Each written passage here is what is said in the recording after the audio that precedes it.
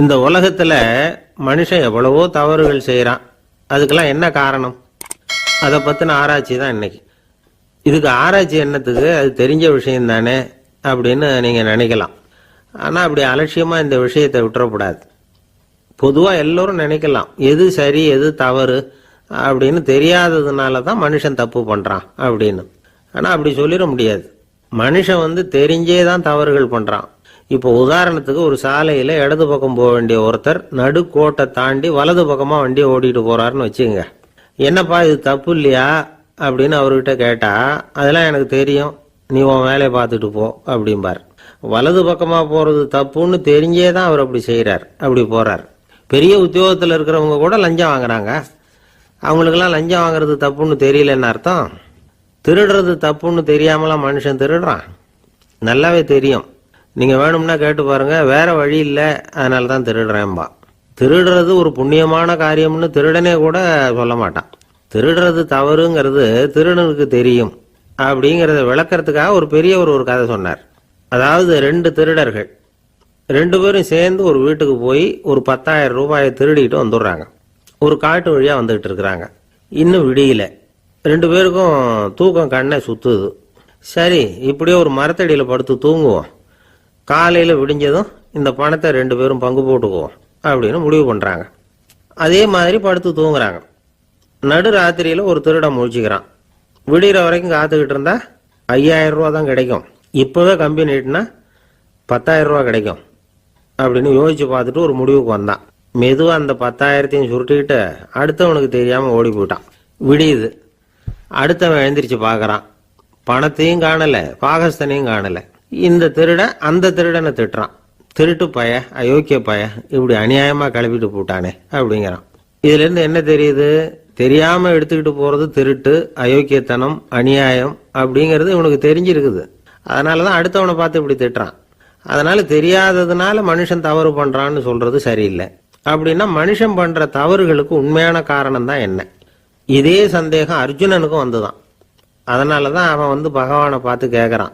மனுஷன் தன் விருப்பத்துக்கு விரோதமா ஏதோ ஒரு சக்தியினால பலாத்காரமா இழுக்கப்பட்டது மாதிரி பாவம் பண்றானே, அந்த சக்தி என்ன அப்படின்னு கேட்கறான். இதுக்கு பகவான் பதில் சொல்றார். காமமும் குரோதமும் தான் அந்த சக்திகள், அதாவது ஆசையும் சினமும். இது 2ம் உன்னுடைய எதிரிகள் அப்படிங்கிறத புரிஞ்சுக்கோ அப்படிங்கிறார். இன்னமும் நுணுக்கமா பார்த்தா காமத்தினுடைய மறு உருவங்கள் தான் குரோதமும் லோபமும். ஆசை நிறைவேறலன்னா குரோதம், அதாவது கோபம்.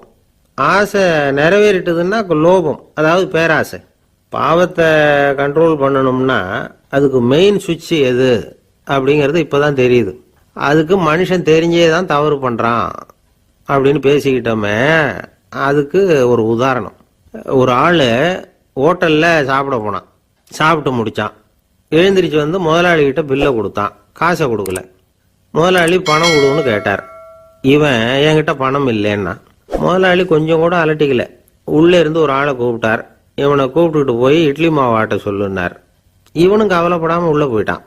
அப்போ அழைச்சிட்டு போற ஆளு கேக்குறான், ஏன் சார் சாப்பிட்றதுக்கு முன்னாடி காசு இல்லைங்கிறது உங்களுக்கு தெரியாதா அப்படின்னு கேக்குறான். தெரியும், காசு இல்லைங்கிறதும் தெரியும், காசு இல்லாம சாப்பிட்டா மாவாட்டணுங்கிறதும் தெரியும் அப்படின்னா அந்த ஆள். அப்படின்னா நீங்க உங்க வீட்லயே சாப்பிட்டு இருக்கலாமே அப்படின்னு கேக்குறான் அவன். அதுக்கு இவர் சொல்றாரு, அது எப்படி, அங்க சாப்பிட்டாலும் நான் இதே வேலையை தானே செய்ய வேண்டியிருக்கும் அப்படின்னாராம்.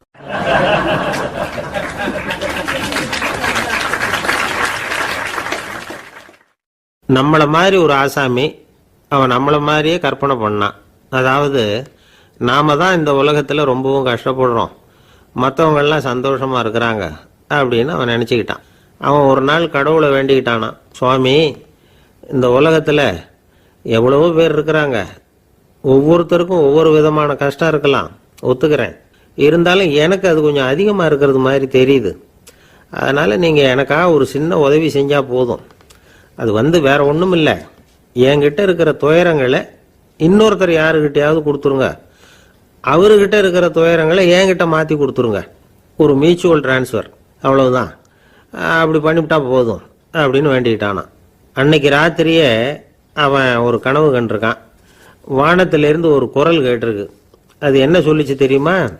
ஏ ஜனங்களே, எல்லாரும் அவங்கவுங்க கஷ்டங்களை ஒரு பையில போட்டு எடுத்துக்குங்க. அப்படி எடுத்துக்கிட்டு நேராக இந்த ஊர் எல்லையில் இருக்கிற கோயிலுக்கு வந்து சேருங்க அப்படின்னு அந்த குரல். ஆஹா, கடவுள் நம்ம பிரார்த்தனைக்கு செவி சாய்ச்சுட்டார் அப்படின்னு சந்தோஷப்பட்டான் இவன். உடனே என்ன பண்ணான், தன்கிட்ட இருந்த கஷ்டத்தையெல்லாம் ஒரு சாக்கு பையில போட்டு எடுத்துக்கிட்டான். வீட்டை விட்டு வெளியில் வந்தான். தெருவில் இறங்கி நடக்கிறான். அங்கே பார்த்தா ஏகப்பட்ட பேர் ஆளுக்கு ஒரு பையை தூக்கிக்கிட்டு கோயிலுக்கு போய்கிட்டு இருக்கிறாங்க. சில பேர் மூட்டையாக கட்டி தலையில் சுமந்துக்கிட்டு போய்கிட்டு இருக்கிறாங்க. இவன் பார்த்தான். இவனுக்கு ரொம்ப ஆச்சரியமாக இருந்தது. ஏன்னா எல்லாரும் வச்சிருக்கிற பைய இவன் பையை விட பெருசாக இருந்தது. இவன் பை தான் இருக்கிறதுலே கொஞ்சம் சின்னதாக தெரிஞ்சுது. இப்போ அவன் மறுபடியும் சாமியை வேண்டிக்கிட்டான். கடவுளே, இப்போ உள்ள சூழ்நிலையை கவனிச்சா என்கிட்ட இருக்கிற பையே பரவாயில்லன்னு தோணுது. அதனால் வேற பைய எதையும் மாற்ற வேணாம், இதுவே பரவாயில்ல, இந்த பையோட திரும்பி வீட்டுக்கு போனால் போதும்னு நினைக்கிறேன் அப்படின்னு எதோ நினைக்க ஆரம்பிச்சுட்டான் அவன். எல்லாரும் கோயிலுக்கு போய் சேர்ந்தாங்க. கோயிலில் அந்த குரல் மறுபடியும் கேட்டுது. எல்லாரும் அவங்கவுங்க பைகளை சுகத்தில் தொங்க விடுங்க. திடீர்னு விளக்குகள் அணையும், மணி அடிக்கப்படும், அதுதான் அடையாளம். அந்த சமயத்தில் இருட்டில் உங்களுக்கு வேண்டிய பைய நீங்கள் மாற்றி எடுத்துக்கலாம், தேர்ந்தெடுத்துக்கலாம். வெளிச்சம் இருக்கிறப்பவே உங்களுக்கு பிடிச்ச பைக்கு பக்கமாக பார்த்து நீங்கள் நின்றுக்கலாம் அப்படின்னு சொல்லி விவரம் சொல்லிச்சான் அந்த குரல். அப்படி சொன்னதுக்கு அப்புறம் திடீர்னு விளக்கு அணைஞ்சுது, மணி அடிச்சுது. கொஞ்ச நேரம் கழித்து மறுபடியும் விளக்குகள்லாம் எரிஞ்சுது. இப்போ பார்த்தா எல்லாரும் அவங்கவுங்க பையையே கெட்டியாக பிடிச்சிட்டு நிற்கிறாங்க. இவனும் அப்படியே நிற்கிறான். இவன் மெதுவாக பக்கத்தில் நிற்கிறவங்கிட்ட கேட்டானா, ஏன் நீங்கள் பைய கையிலேயே வச்சுருக்கிறீங்க, செவுத்துல மாட்டலையா அப்படின்னு கேட்டிருக்கான். இல்லைப்பா, நீ ஏன் கையிலேயே வச்சிருக்கிறியோ அதே காரணத்துக்காக தான் நாங்களும் வச்சிருக்கிறோம். நம்ம கவலைகளை பற்றி நமக்கு ஓரளவுக்காவது தெரியும். ஆனால் மற்றவங்க கவலைகள் நமக்கு பரிச்சயம் இல்லாதவை, பழக்கம் இல்லாதது. அதனால் நமக்கு தெரிஞ்ச கவலைகளை சமாளிக்கிறது சுலபம். தெரியாததை சமாளிக்கணும்னா மறுபடியும் ஆரம்பத்திலேருந்து ஆரம்பிக்கணும். அதனால் பழைய நண்பர்களோடு வாழறது தான் மேல் அப்படின்னு நானான். அதுக்கப்புறம் அவன் தன்னோட பையே போதும்னு வீட்டுக்கு திரும்பி வந்துட்டானான். இது ஒரு பெரியவர் சொல்லியிருக்கிற கதை. அதனால் நம்மகிட்ட இருக்கிற கஷ்டங்கள் தான் பெருசு, அதை இன்னொருத்தங்கிட்ட கொடுத்துட்டு மாற்றிக்கலாம் அப்படின்னு நினைக்கிறது தப்பு. இதே மாதிரி இன்னொரு சம்பவம். ஒரு ஊரில் ஒரு நாள் ராத்திரி ஆகாயத்திலிருந்து கடவுள் குரல் கேட்குது. இந்த ஊரில் இருக்கிற ஜனங்கள்லாம் கொஞ்சம் கவனிங்க, உங்களுக்கு ஒரு செய்தி. அதாவது இங்கே இருக்கிற ஜனங்கள்லேயே கொஞ்சம் கூட கவலையே இல்லாத ஆள் யாருன்னு எனக்கு தெரியணும். அதனால் எல்லாரும் அவங்கவுங்க கவலைகளை ஒரு பையில் போட்டு எடுத்துக்கிட்டு கோயிலுக்கு வாங்க அப்படின்னார் கடவுள். உடனே வரிசையாக எல்லாரும் வர ஆரம்பித்தாங்க. எல்லார் கையிலையும் பை இருந்தது, சின்னதும் பெருசுமா. கவலையே இல்லாத ஆள் யாருன்னு தேடினார் கடவுள். ஒரே ஒரு ஆள் மட்டும் கையில் எதுவும் இல்லாமல் வெறும் கையை வீசிக்கிட்டு ரொம்ப ஜாலியாக நடந்து வந்துக்கிட்டு இருந்தான். கடவுள் அவங்ககிட்ட போனார். ஏன்பா உனக்கு கவலையே இல்லையா அப்படின்னு கேட்டார். எனக்கும் சில கவலைகள்லாம் உண்டு அப்படின்னு அவன். எங்கே அதெல்லாம்னு கேட்டிருக்கார் கடவுள். பின்னாடி லாரியில் வந்துக்கிட்டு இருக்கு அப்படின்னு அவன்.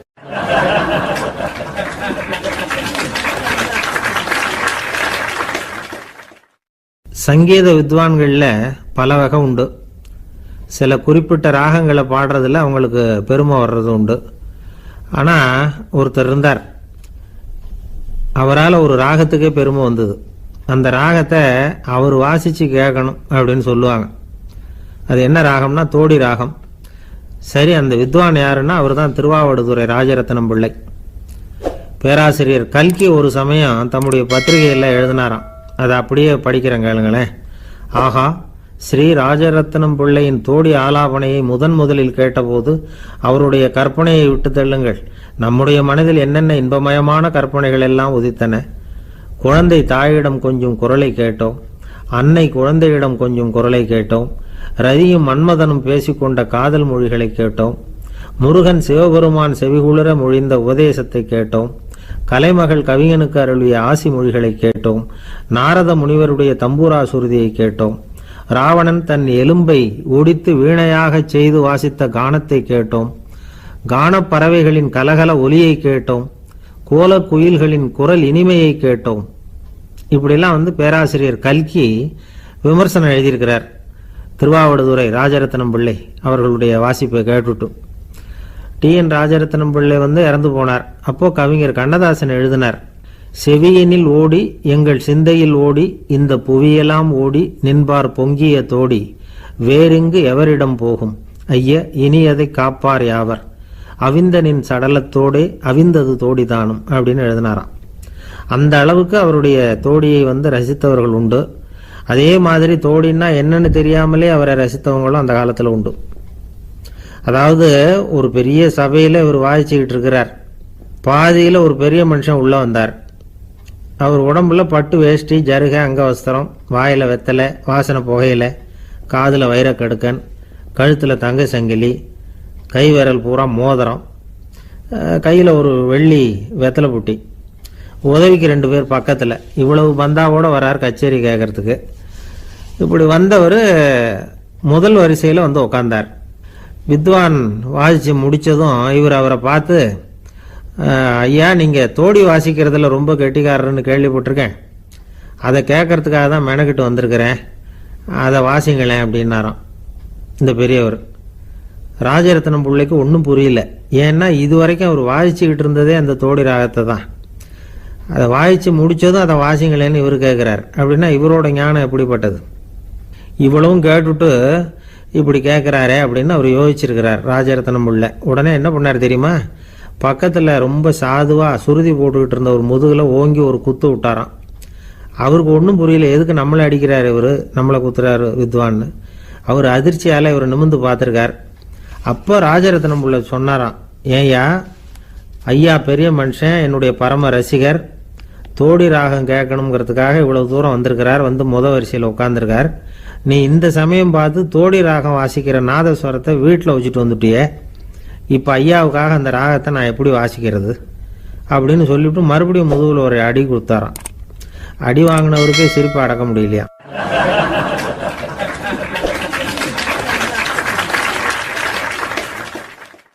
ஒரு மனுஷனை பார்த்து என்கிட்ட வாலாட்டாதே அப்படின்னு சொன்னா அவன் நம்மகிட்ட ஏதோ வம்புக்கு வர்றான்னு அர்த்தம். ஒரு நாயை பார்த்து யாரும் என்கிட்ட வாலாட்டாதே அப்படின்னு சொல்றது இல்லை. ஏன்னா நாய் வாலாட்டுனா அது நம்மகிட்ட தன்னுடைய நன்றியை தெரிவிக்கிறதாக நினைச்சுக்கிட்டு இருக்கிறோம். ஆனால் அது அப்படி இல்லை அப்படின்னு சொல்றாங்க அது சம்பந்தமான நிபுணர்கள். ஒரு நாய் தன்னுடைய வாலை இந்த பக்கமும் அந்த பக்கமுமா இப்படியும் அப்படியும் ஆட்டிக்கிட்டு இருந்தா அது பதட்டத்தில் கூட இருக்கலாம். நாய் நட்பா இருந்தாலும் வாலாட்டும், ஆத்திரத்தில் இருந்தாலும் வாலாட்டும், கோபத்தில் இருந்தாலும் வாலாட்டும், குழப்பத்தில் இருந்தாலும் வாலாட்டும், மகிழ்ச்சியா இருந்தா கூட அது வாலாட்டும். அதை நாம் தப்பா புரிஞ்சுக்கிட்டு அதுகிட்ட போய் மாட்டிக்க கூடாது. நாயை பத்தி எனக்கு நல்லா தெரியும் அப்படின்னு சொல்றவங்க கூட அதுகிட்ட கடி வாங்கிட்டு நிக்கிறது உண்டு. நிபுணர்கள் என்ன சொல்றாங்க தெரியுமா? எப்பவுமே நாய்கள் திடீர்னு கடிச்சு விடுறது இல்ல, கடிக்கிறதுக்கு முன்னாடி சில அறிகுறிகளை காட்டும். அதை சரியா புரிஞ்சுக்கிட்டோம்னா தப்பிச்சுக்கலாம். ஒரு வீட்டுக்கு போறீங்க, அங்க புதுசா ஒரு நாயை பாக்குறீங்க, உடனே அதுகிட்ட போய் குனிஞ்சு சிரிச்சுக்கிட்டே அது தலையில தட்டுறீங்க. இது ரொம்ப தப்பான். ஒரு நாய் இன்னொரு நாயை நேருக்கு நேரு பார்த்து பல்ல காட்டுனா அது தன்னுடைய தன்முனைப்பை காட்டுதுன்னு அர்த்தமா. உன்னை விட நான் பெரியவன் அப்படின்னு சொல்லுதுன்னு அர்த்தம். அதனால நீங்க அது மாதிரி கிட்ட போய் சிரிக்கிறோம் அப்படின்னு நினைச்சுக்கிட்டு பல்ல காட்டினா உங்களையும் எதிரியா நினைச்சிரும். இன்னொரு விஷயம் என்னன்னா, தலையில தட்டுனா நாய்க்கு பிடிக்காது. அது தன்னை அடக்கிறதாகவும் அச்சுறுத்துறதாகவும் நினைச்சுக்கிட்டு இருக்கும். சரி, அப்படின்னா புதுசா ஒரு இடத்துல அல்லது வீட்டில் நாய்க்குட்டியை பார்த்தா என்ன பண்றது? நீங்க சும்மா இருங்க, அதுவா கிட்ட வரட்டும், அதுக்கப்புறம் அதுகிட்ட கனிவா பேசுங்க. கண்ணம், மார்பு, தோல் இங்கெல்லாம் தட்டலாம், தப்பு இல்லையா? தலையில தான் தட்டப்படாதான். ஒரு நாய் உங்களை நோக்கி ஓடி வருது, நீங்களும் ஓடுனா அது துரத்த ஆரம்பிச்சிடும். அசையாம சில மாதிரி நின்றுடுங்க, அது கிட்ட வராது. அதுக்கு ஆர்வம் இல்லாம போயிடும். ஒரு தெருவில் சின்ன பிள்ளைங்க நிறைய பேர் விளையாடிக்கிட்டு இருக்கிறாங்க. அப்போ சில நாய்கள் அங்கே ஓடி வருது. எல்லாரும் ஓடினாங்க. அப்படி ஓடுறப்போ ஒரு பையன் கால் தடிக்க கீழே விழுந்துட்டான். என்னாச்சு தெரியுமா? துரத்திட்டு வந்த நாய்கள்லாம் கீழே விழுந்தவன ஒன்றும் செய்யல, அவன் கிட்டே போகல. ஓடிக்கிட்டு இருந்தாங்கல்ல பசங்க, அவங்கள துரத்திக்கிட்டு அவங்க பின்னாடி ஓடிச்சான். அதுதான் நாய்களுடைய சுபாவம். ஒரு நாய் நம்மளை நேருக்கு நேர் முறைச்சு பார்க்குதுன்னு வச்சுங்க, நாமளும் அதை முறைச்சு பார்க்கக்கூடாது. நாம வேற பக்கம் எங்கேயாவது பார்க்க ஆரம்பிச்சிடணும். ஒரு நாய் கோபமா இருந்ததுன்னா அதோட வால் உறுதியா நேரா நிற்கும். ஒரு நாய் பணிந்து போனா அல்லது பயந்து போனா அது தன்னோட வாலை காலுக்கு நடுவில் வச்சுக்கும்.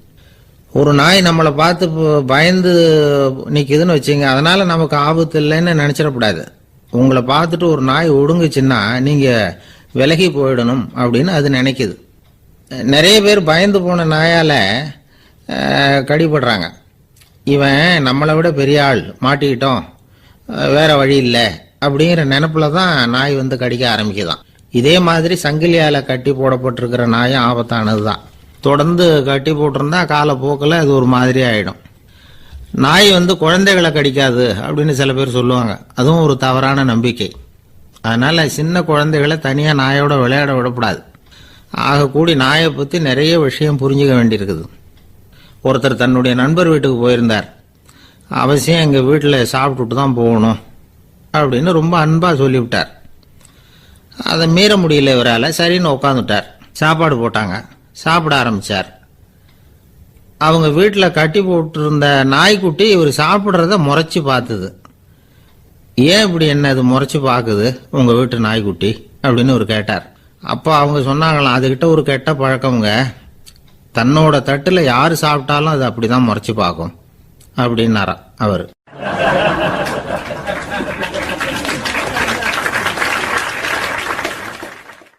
அசோக மன்னர் வந்துகிட்டு இருக்கார். அவருடைய ஆலோசகர்கள் எல்லாம் பக்கத்தில் வந்துகிட்டு இருக்கிறாங்க. அந்த சமயத்தில் எதிரில் ஒரு புத்த பிக்ஷு வர்றார். அசோகர் பார்க்கிறார். ஓடி போய் அவர் காலில் விழுந்து வணங்குறார். அசோக மன்னரின் தலை அந்த புத்த துறவியின் பாதத்தில் பட்டுக்கிட்டு இருக்கு. பக்கத்தில் நின்றுகிட்டு இருந்த அமைச்சருக்கு இது ரொம்ப சங்கடமாக போச்சு. ரொம்ப வருத்தப்பட்டார். நம்ம அசோக சக்கரவர்த்தி எப்பேற்பட்டவர், அவரோட தலை ஒரு சன்னியாசியின் பாதத்தில் படுறதா அப்படின்னு நினைச்சு ரொம்ப கவலைப்பட்டார். அரண்மனைக்கு திரும்பினதும் அமைச்சர் மெதுவாக ஆரம்பிச்சார். அரசே, எனக்கு ரொம்ப வருத்தமா இருக்குது அப்படின்னார். எதுக்குன்னார் மன்னர். அசோக சக்கரவர்த்தியின் தலை, அதாவது அந்த சிரம், ரொம்ப மதிப்புமிக்க ஒன்று. அது ஒரு சன்னியாசியின் காலில் படலாமா அப்படின்னார். அசோகர் பதில் சொல்லல, சிரிச்சார், போயிட்டார். அதுக்கப்புறம் ஒரு சரியான சந்தர்ப்பத்துக்காக காத்துக்கிட்டு இருந்தார். ஒரு நாள் அமைச்சரை கூப்பிட்டார். எனக்கு 3 தலைகள் வேணும் அப்படின்னார். சொல்லுங்க, கொண்டுகிட்டு வரேன் அப்படின்னார் அமைச்சர். அசோகர் சொன்னார், முதல்ல எனக்கு தேவையானது ஒரு ஆட்டின் தலை, 2வது ஒரு புலியின் தலை, 3வது ஒரு மனிதனின் தலை. இதுதான் அசோகர் கேட்டது. எங்க இருந்தாலும் கொண்டு வாங்கன்னார். அமைச்சர் புறப்பட்டார். ஆட்டுத்தலை, புலித்தலை கிடைச்சிட்டுது. அப்புறமா ஒரு சுடுகாட்டுக்கு போய் ஒரு மனித தலையும் சேகரம் பண்ணிட்டு ராஜா கிட்ட வந்துட்டார். அரசே, உங்கள் ஆணைப்படி 3 தலைகளையும் கொண்டு வந்திருக்கிறேன்னார். அசோகர் பார்த்தார். ரொம்ப நல்லது, இப்போ இது 3ஐயும் எடுத்துக்கிட்டு போய் சந்தையில் வித்துட்டு வாங்க அப்படின்னார். அமைச்சர் அதுகளை எடுத்துக்கிட்டு சந்தைக்கு போனார். முதல்ல ஆட்டுத்தலை நல்ல விலைக்கு விற்று போச்சு. நல்ல விலை கொடுத்து வாங்கிட்டு போட்டாங்க. அடுத்தபடியாக புலி தலையை ஒருத்தர் வாங்கிட்டார். அதை பாடம் பண்ணி வீட்டில் மாட்டி வைக்கலாமே அப்படின்னு நினச்சி அதையும் வாங்கிட்டு போட்டார். மனித தலையை மட்டும் வாங்கிறதுக்கு யாரும் முன் வரலை. எல்லாரும் அதை பார்த்துட்டு விலகி போக ஆரம்பித்தாங்க. அமைச்சர் திரும்பி வந்தார். அரசே, இந்த தலையை மட்டும் யாரும் வாங்க மாட்டேங்கிறாங்க அப்படின்னார். சரி, பரவாயில்ல, இதை இலவசமாகவே இனாமாவே யாருக்கிட்டையாவது கொடுத்துட்டு வந்துருங்க அப்படின்னார். அமைச்சர் மறுபடியும் சந்தைக்கு போனார். இதை இலவசமாக தரேன், இதை வாங்கிக்கோங்க அப்படின்னார். அப்பவும் அதை யாரும் வாங்கிக்கிறதுக்கு தயாராக இல்லை. மறுபடியும் திரும்பி மன்னர்கிட்ட விவரத்தை சொன்னார். இப்போ மன்னர் சொல்றார், அமைச்சரே, உயிர் இருக்கிற வரைக்கும் தான் இந்த தலைக்கு மதிப்பு. ஜீவன் போனதுக்கு அப்புறம் அதோட மதிப்பும் போயிடுது. அதனால மதிப்பு இருக்கும் பொழுதே பெரியவர்கள் பாதம் பணிந்து அந்த புனிதத்தை பெற்றுக்கொள்ளணும் அப்படின்னார். பணிவுங்கிறது வேற, அடிமைத்தனம்ங்கிறது வேற. பெரியவர்களை பணிவது நமக்கு பெருமை தரக்கூடிய விஷயம். இதை மனசில் வச்சுக்கிட்டு எப்போ காலில் விழணும், எப்போ காலில் விழக்கூடாது அப்படிங்கிறத முடிவு பண்ணிக்கணும். ஒரு சாதாரண ஆள் நடந்து வந்துக்கிட்டு இருந்தார். எதிரில் ஒரு பெரிய மனுஷன் ஓடி போய் அவர் காலில் விழுந்து தன்னுடைய தலையை அவர் பாதத்தில் கொண்டு போய் வச்சார். கொஞ்ச நேரம் கழித்து எழுந்திரிச்சு வந்துட்டார். வந்த பிறகு இவரை கேட்டேன், ஏன் திடீர்னு ஓடி போய் அந்த ஆளு காலில் விழுந்தீங்க அப்படின்னு. அவர் போட்டிருக்கிறது என்னோட காணாம போன செருப்பான்னு கண்டுபிடிக்கிறதுக்காக அப்படி விழுந்தேன் அப்படின்னார்.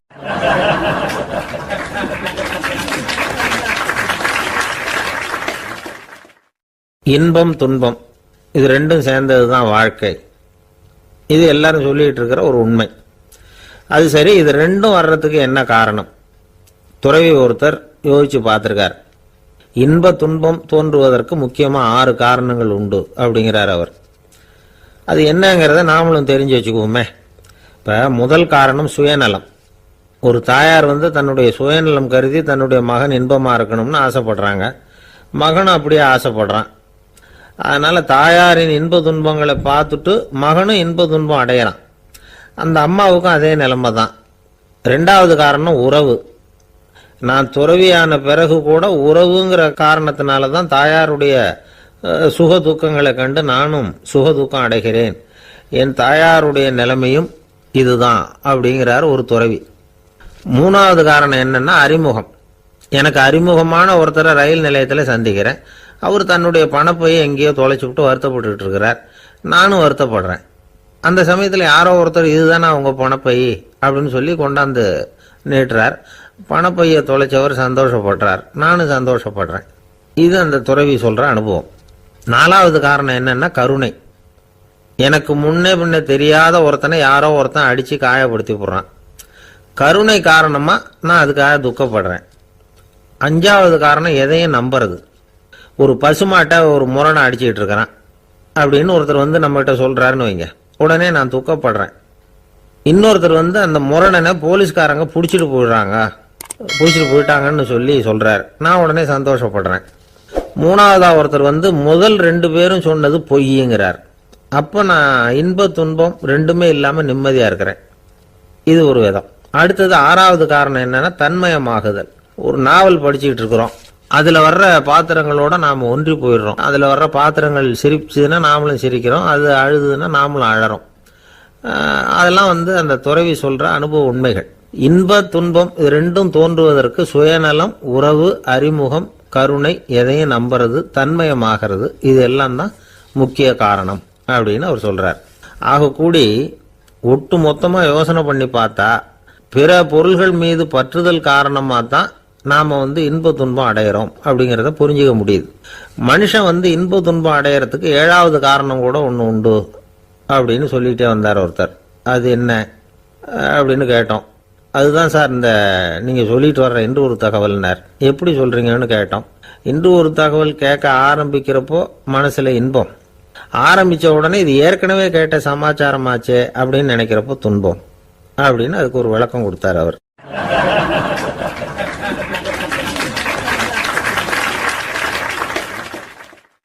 கடற்கரை ஓரமா ஒரு பெரியவர் கையால மணலை கீறிக்கிட்டே உட்காந்துருக்கிறார். என்னத்தையும் தேடிட்டு இருக்கிறது மாதிரி தெரிஞ்சுது. மெதுவா கிட்டத்துல போய் என்னத்தை தேடிட்டு இருக்கிறீங்க அப்படின்னு கேட்டோம். அவரு சாவகாசமா நிமிந்து பார்த்து நிம்மதியை தேடிட்டு இருக்கிறேன்னார். நாங்க ஒரு மாதிரி ஆயிட்டோம். இருந்தாலும் சமாளிச்சுக்கிட்டு, சார் மணல்ல கிழிஞ்சல் தான் கிடைக்கும், நிம்மதி கிடைக்காது அப்படின்னோம். சரி, இன்னைக்கு வசமா நம்மகிட்ட ஒரு ஆள் மாட்டிக்கிட்டார் அப்படின்னு நினைச்சு அவர் பக்கமா போய் உட்காந்துக்கிட்டு கதை சொல்ல ஆரம்பிச்சிட்டோம். ஒரு பெரிய மன்னர் இருந்தார். அவருக்கு எல்லா வசதியும் இருந்தது. இருந்தாலும் ஒரே ஒரு குறை. அது என்னன்னா நிம்மதி இல்லைங்கிற குறை. அரண்மனையில தினமும் கலை நிகழ்ச்சி, நாட்டியம் எல்லாம் நடந்துகிட்டு தான் இருந்தது. இருந்தாலும் நிம்மதி இல்லை. சரி, நிம்மதி எங்க கிடைக்கும் அப்படின்னு தேட ஆரம்பிச்சார். உடனே அதுக்கான முயற்சிகள்ல தீவிரமா இறங்கினார். நாட்டில் உள்ள தத்துவ மேதைகள் எல்லாம் கூப்பிட்டுட்டு வர சொன்னார். எல்லாரும் சேர்ந்தாங்க. அவங்கள பார்த்து நிம்மதி எங்க இருக்குது அப்படின்னு விசாரிச்சார். அவங்களுக்கு அது தெரிஞ்சா ஏன் இப்படி ராஜா முன்னாடி நின்றுட்டு இருக்க போறாங்க? ராஜாவோட கேள்விக்கு ஒவ்வொருத்தரும் ஒவ்வொரு மாதிரி விளக்கம் கொடுக்க ஆரம்பிச்சிட்டாங்க. எந்த பதிலும் ராஜாவுக்கு திருப்தி அளிக்கக்கூடிய அளவுக்கு இல்லை. சரி, போயிட்டு வாங்கன்னு சொல்லி அவங்கள எல்லாம் அனுப்பி வச்சுட்டார். ஒரு நாள் அவர் மாளிகையில உப்பருகையில நின்றுட்டு இருக்கிறார். அந்த சமயத்துல தெருவில் ஒரு பிச்சைக்காரன் ரொம்ப உல்லாசமா பாட்டு பாடிக்கிட்டே போயிட்டு இருக்கிறான். குரல்ல ஒரு சந்தோஷம், நடையில ஒரு மிடுக்கு. அவங்ககிட்ட கொஞ்சம் கூட கவலை இருக்கிறதா தெரியல. உடனே ராஜா அதை பார்த்தார். ஏவலாளிகளை கைதட்டி கூப்பிட்டார். உடனே ஓடி போய் அந்த பிச்சைக்காரனை இங்க அழைச்சிட்டு வாங்கன்னு உத்தரவு போட்டார். இவங்க உடனே ஓடி போய் அவனை கூப்பிட்டாங்க. அரண்மனைக்கு வாழ்ந்தாங்க. அவன் வரல. அரண்மனைக்குள்ள அடி எடுத்து வைக்க மாட்டேன்னு சொல்லிவிட்டான். ராஜா கிட்ட விஷயத்தை சொன்னாங்க. அவருக்கு ரொம்ப ஆச்சரியம், இப்படி ஒரு ஆள் இருக்கிறானா அப்படின்னு. சரி, அவன் என்னதான் சொல்றான் அப்படின்னு விசாரிச்சார். இவங்க மறுபடியும் தெருவுக்கு போய் கேட்டாங்க. என்னை பார்க்கணும்னா ராஜா விருப்பப்பட்டாருன்னா அவரை வேணும்னா இங்கே வர சொல்லுங்க அப்படின்னு சொல்லிவிட்டான். அதை ராஜா கிட்ட சொன்னாங்க. அவருக்கு கோபம் வரல.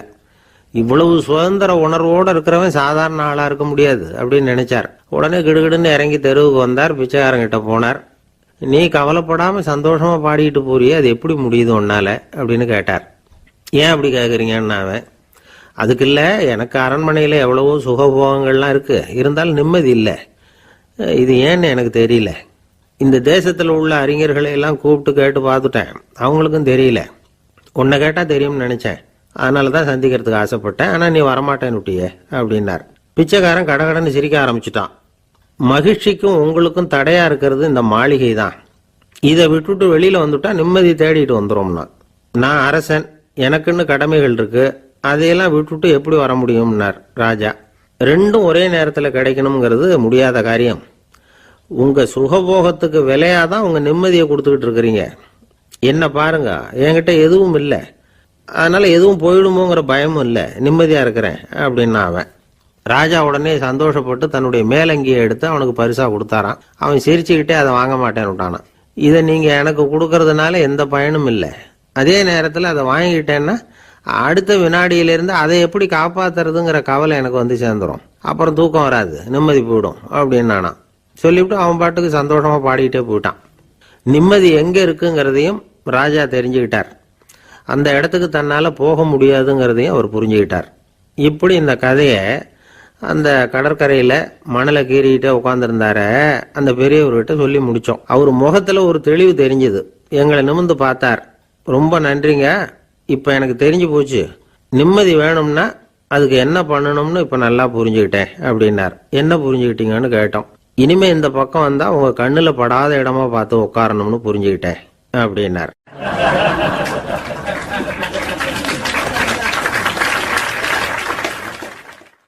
இன்றைக்கு பல பேர் உயில் எழுதி வைக்கிறாங்கல்ல. இந்த உயில்னா என்ன? அதாவது ஒரு நபர் தனக்கு பின்னாடி தன்னுடைய சொத்துக்கள் யாருக்கு போய் சேரணும்னு நினைக்கிறாரோ அந்த நினைப்பை சட்டப்படி உறுதிப்படுத்துறது தான் உயில். சரி, உயிலை யாரு எழுதலாம்? 18 வயசு பூர்த்தியான யாரும் உயில் மூலமா சொத்துக்களை விநியோகிக்கலாம். கண் பார்வை இல்லாதவங்க, காது கேளாதவங்க, வாய் பேச முடியாதவங்க, இவங்கெல்லாம் கூட உயில் எழுதி வைக்கலாம். புத்தி சுவாதீனம் இல்லாதவங்க கூட சில சமயம் புத்தி தெளிவா இருந்தா உயில் எழுதலாமா. குடிபோதையில் இருக்கிறவங்க, தாங்கள் என்ன செய்யறோங்கிறது தெளிவா அறிய முடியாதவங்க, நோய் நொடியில் இருக்கிறவங்க, இவங்கெல்லாம் உயில் எழுத முடியாது. ஒருத்தரை நிர்பந்தப்படுத்தி ஏமாத்தி அல்லது சுய நினைவில்லாத ஒருத்தர்கிட்ட எழுதி வாங்கி வைக்கிற உயில் செல்லாது. உயிலை இந்த முறையில தான், இந்த படிவத்துல தான் எழுதணும்னு சட்டத்துல விதி எதுவும் கிடையாது. இதுக்கு முத்திரை கட்டணமும் கிடையாது. உயிலை வெற்று காகிதத்துல எழுதலாம். அச்சடிக்கணும், டைப் அடிக்கணுங்கிற அவசியம் கூட இல்லை. கையாலேயே கூட எழுதலாம். எழுதி இருக்கிறது புரியணும், அவ்வளவுதான். குறைந்தபட்சம் 2 சாட்சிகளை வச்சுக்கிட்டு உயில் எழுதுறவர் அதுல கையெழுத்து போடணும். கையெழுத்து போட தெரியாதுன்னா இடது கை பெருவிரல் ரேகை வைக்கலாம். உயில் சாசனத்துக்கு சாட்சிகள் கையெழுத்து இல்லைன்னாலும் அது செல்லாது. அப்புறம் பிரிவிலேஜ்டு வில் அப்படின்னு இருக்கு, அதுக்கு மட்டும் சாட்சிகள் தேவையில்லை. அது என்னன்னா, இந்த விமானப்படை, கப்பல் படை அல்லது யுத்தத்துல பணிபுரியும் நபர்கள் அவங்கெல்லாம் இருக்கிறாங்க இல்லையா, அப்படிப்பட்டவங்க எழுதுற உயில் அது. அதுக்கு சில விசேஷ சலுகைகள் உண்டு. ஒருத்தர் முதல்ல ஒரு உயில் எழுதி வைக்கிறார், அதுக்கப்புறம் மனசு மாறி போகுது, அது வேணாம்னு நினைக்கிறார், ரத்து செஞ்சுடலாம். அதுக்கப்புறம் வேற உயிலும் எழுதலாம். உயிரோடு இருக்கிற வரைக்கும் எத்தனை தடவை வேணும்னாலும் உயில் எழுதலாம். கடைசியா எழுதப்பட்ட உயில் சட்டப்படி சரியா இருந்தா அதுதான் அமலுக்கு வரும். சரி, எழுதுற உயில ரகசியமா வச்சிருக்கிறது எப்படி? இது ஒரு கேள்வி. இதுக்கு என்ன செய்யணும்னா, ஒருத்தர் உயில எழுதினதுக்கு அப்புறம் அவர் தானாவோ அல்லது அங்கீகரிக்கப்பட்ட முகவர் மூலமாகவோ, அதாவது ஒரு ஏஜென்ட் மூலமாகவோ, ஒரு கவரில் போட்டு சீல் வச்சு கவர் மேலே தன்னுடைய பெயரை எழுதி அல்லது அந்த ஏஜென்ட் பெயரை எழுதி கவர் மேலே என்ன அடக்கம் செய்யப்பட்டிருக்கு, உள்ள என்ன இருக்கு அப்படிங்கிற விவரம்லாம் எழுதி சார் பதிவாளர்கிட்ட ஒப்படைக்கலாம். இதுக்கு கட்டணம் உண்டு. அதுக்கப்புறம் எப்போ தேவைப்படுதோ அப்போ ஒரு மனு கொடுத்து அந்த கவரை திரும்ப வாங்கிக்கலாம். இப்போ எழுதுற உயில இவ்வளவு நாளுக்குள்ள பதிவு செய்யணுங்கிற கால வரையறை உண்டா அப்படின்னு ஒரு கேள்வி வரலாம் இல்லையா? எப்போ வேணும்னாலும் பதிவு செய்யலாம். நம்மால் ஒருத்தர் ஒரு நாள் ரொம்ப அவசரமா வந்தார். இந்த உயில் எழுதுறது சம்பந்தமா பூரா விவரமா எனக்கு உடனே தெரியணும்னார். நான் உடனே அவரை வக்கீல் ஒருத்தர்கிட்ட அழைச்சிட்டு போனேன். இவர் அவர்கிட்ட எல்லா விவரமும் கேட்டு தெரிஞ்சுக்கிட்டார். ரொம்ப தேங்க்ஸ்ன்னு சொல்லிவிட்டு 2 பேரும் வெளியில வந்தோம். அதுக்கப்புறம் இவர்கிட்ட கேட்டேன், ஆமா இவ்வளவு விவரமா கேட்குறீங்களே, உங்களுக்கு எத்தனை பிள்ளைங்க சார் அப்படின்னு கேட்டேன். 6 பேர் சார் அப்படின்னார். சரி, இருக்கிற சொத்து எவ்வளவுன்னு கேட்டேன். அதை இனிமே தான் சம்பாதிக்க போறேன் அப்படின்னார்.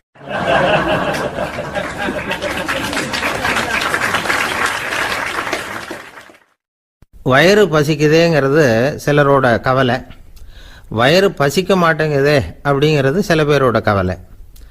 2 விதமான கவலைக்கும் வயிறு தான் காரணமாக இருக்குது. வயிறு பசிச்சதுன்னா அது இயற்கை, வயிறு பசிக்கலைன்னா அது வியாதி. ஆனால் பசியையும் நாம் பசிப்பிணி அப்படின்னு தான் சொல்லுவோம். என்ன காரணம்? வியாதியை போக்க வேண்டியது எவ்வளவு முக்கியமோ அதை விட முக்கியம் பசியை போக்க வேண்டியது. ஒரு சமுதாயத்தில் பசிப்பிணியே இருக்கக்கூடாது, அதுதான் நல்ல சமுதாயம். பசியை போக்கணும்னா சாப்பாடு போடணும், பசியின்மையை போக்கணும்னா வைத்தியம்தான் பண்ணணும். இது சம்பந்தமாக எவ்வளவோ ஆராய்ச்சிகள் நடக்குது, நிறைய மருந்து கண்டுபிடிச்சிருக்கிறாங்க. நம்ம உடம்புல பசியை தூண்டக்கூடிய பகுதி எது, இதை முதல்ல தெரிஞ்சுக்கணும் இல்லையா? நாம் சாப்பிட்ற ஆகாரம் செரிக்கிறதுக்கு எது காரணம் தெரியுமா? நம்ம மூளையோட பின்பகுதி தான் அதுக்கு காரணமாக இருக்குதாம். மூளையின் பின்பகுதியில் நரம்பு செல்களால் ஆன 2 வகையான ஆரக்சின்கள் தான் பசியை உண்டாக்குது அப்படின்னு கண்டுபிடிச்சிருக்கிறாங்க. 2 ஆய்வாளர்கள் இதை கண்டுபிடிச்சிருக்காங்க. அவங்க 2 பேரும் டெக்சாஸ் பல்கலைக்கழகத்தில் ஹார்வர்டு ஹக்ஸ் மருத்துவ கல்வி நிலையத்தில் பணிபுரிகிறவங்களாம்.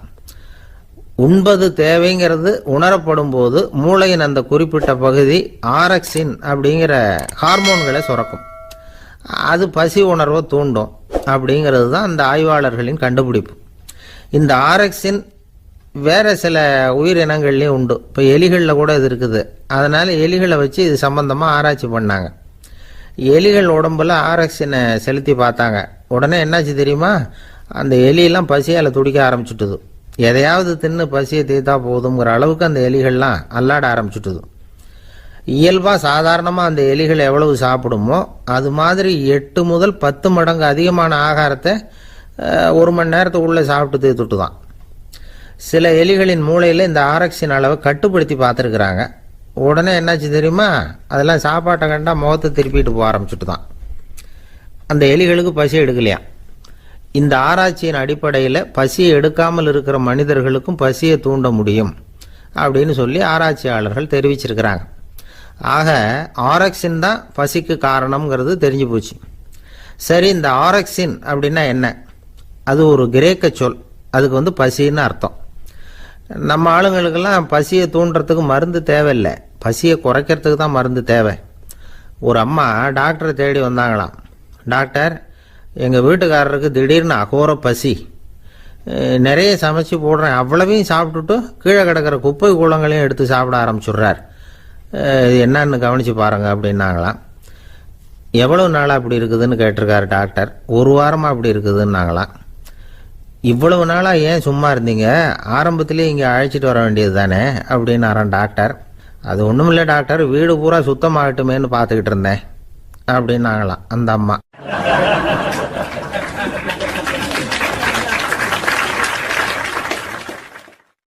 உங்க மேல எனக்கு அளவு கடந்த அன்பு அப்படின்னு யாராவது சொன்னா அதை அலட்சியமா நினைச்சிடக்கூடாது. அது கொஞ்சம் சீரியஸான விஷயம். அளவுக்கு மிஞ்சினா எதுவுமே இடைஞ்சல் தானே. அன்பும் அப்படிதான்.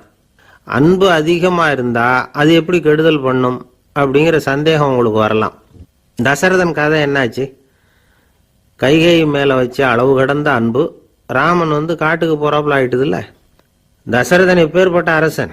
விஸ்வாமித்திரர் சொல்றார், என்ன மாதிரி முனிவர்களுக்கும் தேவர்களுக்கும் ஏதாவது கஷ்டம் வந்தா முதல்ல முருகன் கிட்ட போவோம், அப்புறம் பரமசிவனை போய் பார்ப்போம், அதுக்கப்புறம் திருமால் கிட்ட போவோம், அப்புறம் பிரம்மன் இந்திரன் இவங்களெல்லாம் போய் பார்ப்போம், இவங்களால எல்லாம் முடியலன்னா கடைசியில் அயோத்திக்கு வருவோங்கிறார். உன்னை விட்டா வேற கதி உண்டோ அப்படின்னு தசரதனை பார்த்து விஸ்வாமித்திரரே சொல்றார். அப்பேற்பட்ட அரசன் தசரதன் கைகேயி காலில் விழறான். உன் பாதங்களை தொட்டு கெஞ்சி கேட்டுக்கிறேன், ராமனை காட்டுக்கு அனுப்பாதேங்கிறான். தசரதனுடைய இந்த நிலைமைக்கு என்ன காரணம்? அவன் கைகேயி மேல வச்ச அளவு கடந்த அன்பு தான் காரணம். இப்ப சொல்லுங்க, அன்பா இருந்தாலும் அது அளவுக்கு மீறி போனா கெடுதல் பண்ணுமா பண்ணாதா? அது மட்டும் இல்ல, அளவு கடந்த அன்பு நீதிக்கும் நியாயத்துக்கும் புறம்பான காரியங்களையும் செய்ய வச்சிரும். தசரதன் மிகச்சிறந்த நீதிமான், தர்மத்துக்கு விரோதமா ஒரு காரியமும் செய்யாதவன். அப்பேற்பட்டவன் தன்னுடைய மனைவியை பார்த்து என்ன சொல்றான் தெரியுமா? உனக்காக நான் என்ன செய்யணும் சொல்லு, செய்யறேன். ஒரு குற்றமும் செய்யாத ஒருத்தனை கொல்லணுமா, கொல்றேன். மரண தண்டனை விதிக்கப்பட்ட ஒருத்தனை விடுதலை செய்ய சொல்றியா, செய்யறேன். எந்த பிச்சைக்காரனையாவது கோடீஸ்வரனாக சொல்றியா, ஆக்குறேன். அல்லது கோடீஸ்வரனை பிச்சைக்காரன் ஆக்கணுமா, ஆக்குறேன் அப்படிங்கிறான்.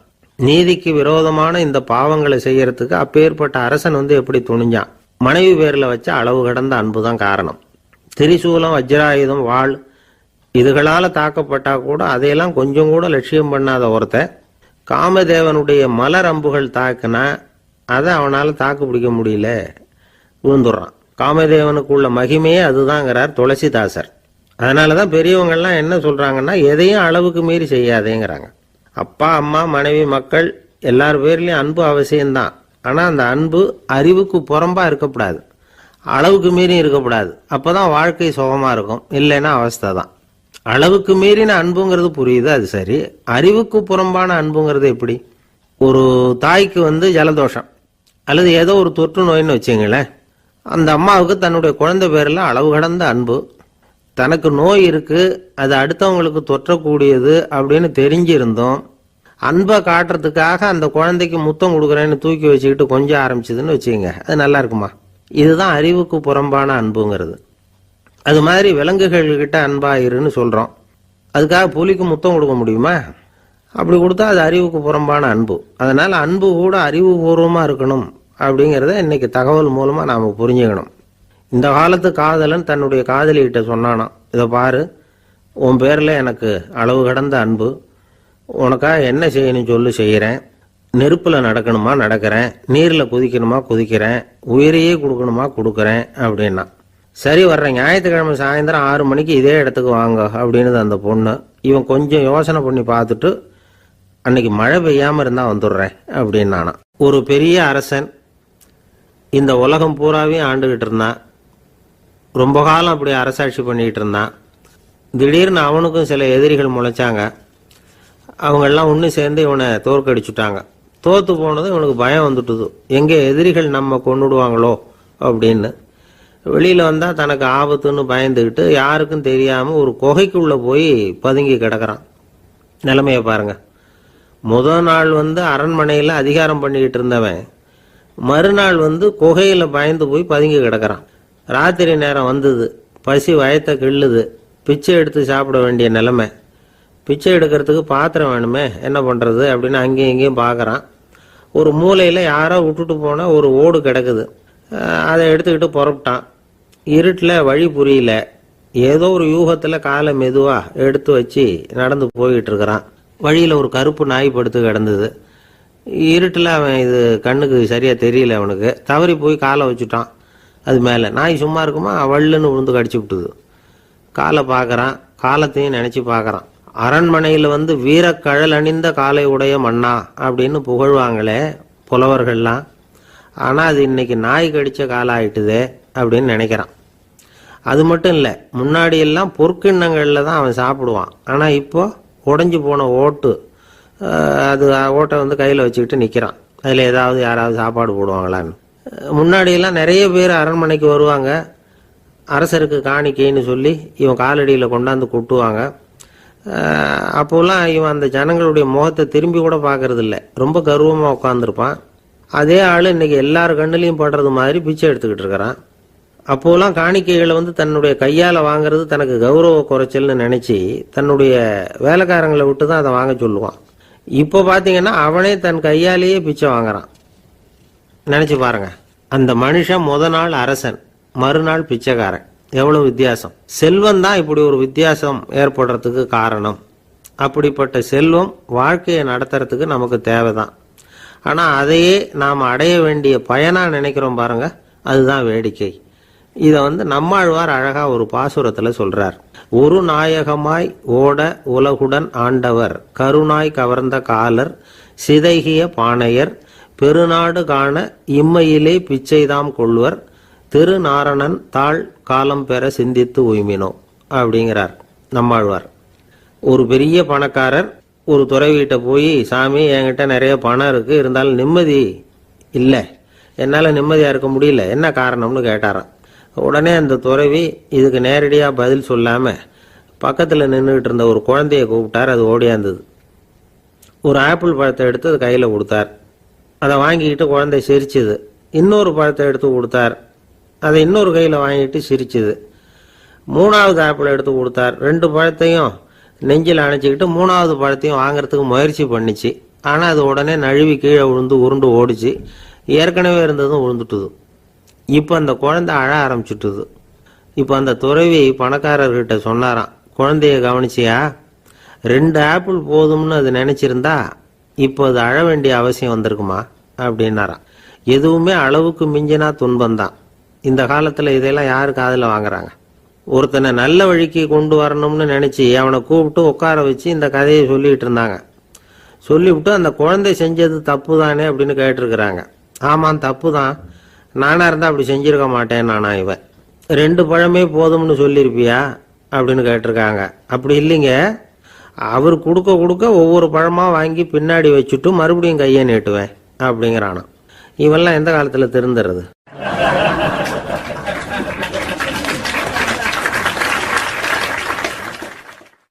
ஒரு பெரிய தத்துவ சிந்தனையாளர் இருந்தார், சுவாங்சு அப்படின்னு பேர்.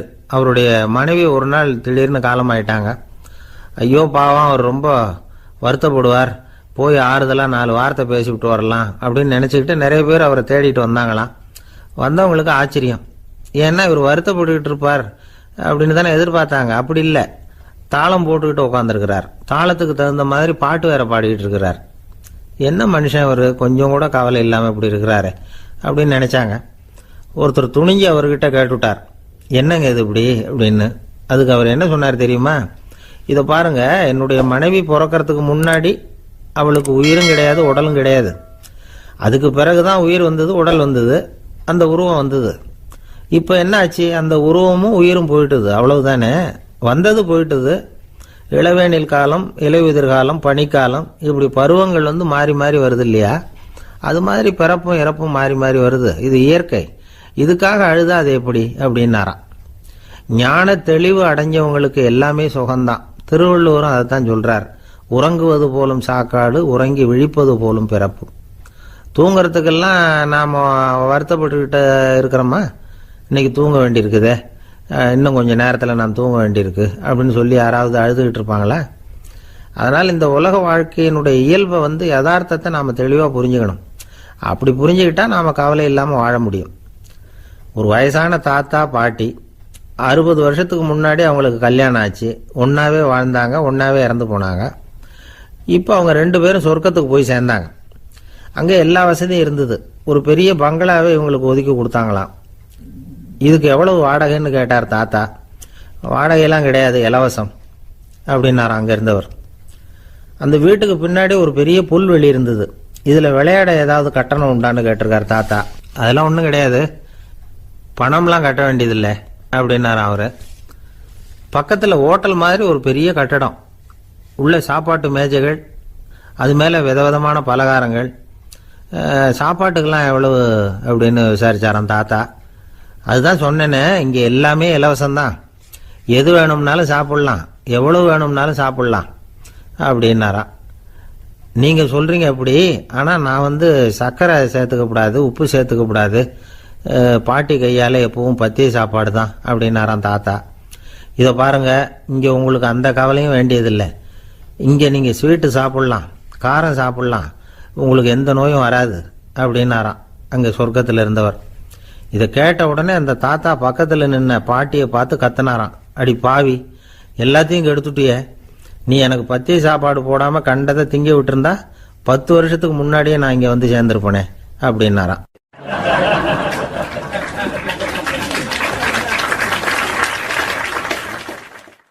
ஒரு சன்னியாசி, அவர் ஒரு நாள் ஒரு கனவு கண்டாராம். அந்த கனவுல அவர் சொர்க்கத்துக்கு போறார். அங்கே ஒரு பெரிய திருவிழா நடந்துகிட்டு இருக்குது. எங்கே பார்த்தாலும் அலங்கார வளைவுகள், வண்ணமயமான விளக்குகள், பாதைகள் பூரா மலர்கள், எல்லா கட்டடங்களும் ஒளிமயம். அவ்வளவு கோலாகலமா பிரம்மாண்டமா அந்த திருவிழா நடந்துகிட்டு இருக்குது. அது என்ன திருவிழாங்கிறது இந்த சன்னியாசிக்கு புரியல. அங்க எதிரில் வந்துகிட்டு இருந்த ஒருத்தரை நிறுத்தி, என்ன விசேஷம் இங்க அப்படின்னு விசாரிச்சாராம். உனக்கு தெரியாத விஷயம், இன்னைக்கு இறைவனுக்கு பிறந்த நாள், அதை தான் எல்லாரும் சேர்ந்து கொண்டாடுறோம். இதுக்காக பிரம்மாண்டமான ஊர்வலம் ஒன்று வரப்போகுது, இறைவனே அந்த ஊர்வலத்தில் கலந்துகிறார் அப்படின்னார் அவர்.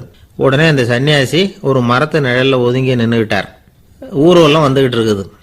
முதல்ல ஒரு குதிரை வந்துகிட்டு இருக்கு, அது மேலே ஒருத்தர் உட்காந்துருக்கிறார். அவருக்கு பின்னாடி நிறைய பேர் கூட்டமாக வந்துகிட்டு இருக்கிறாங்க.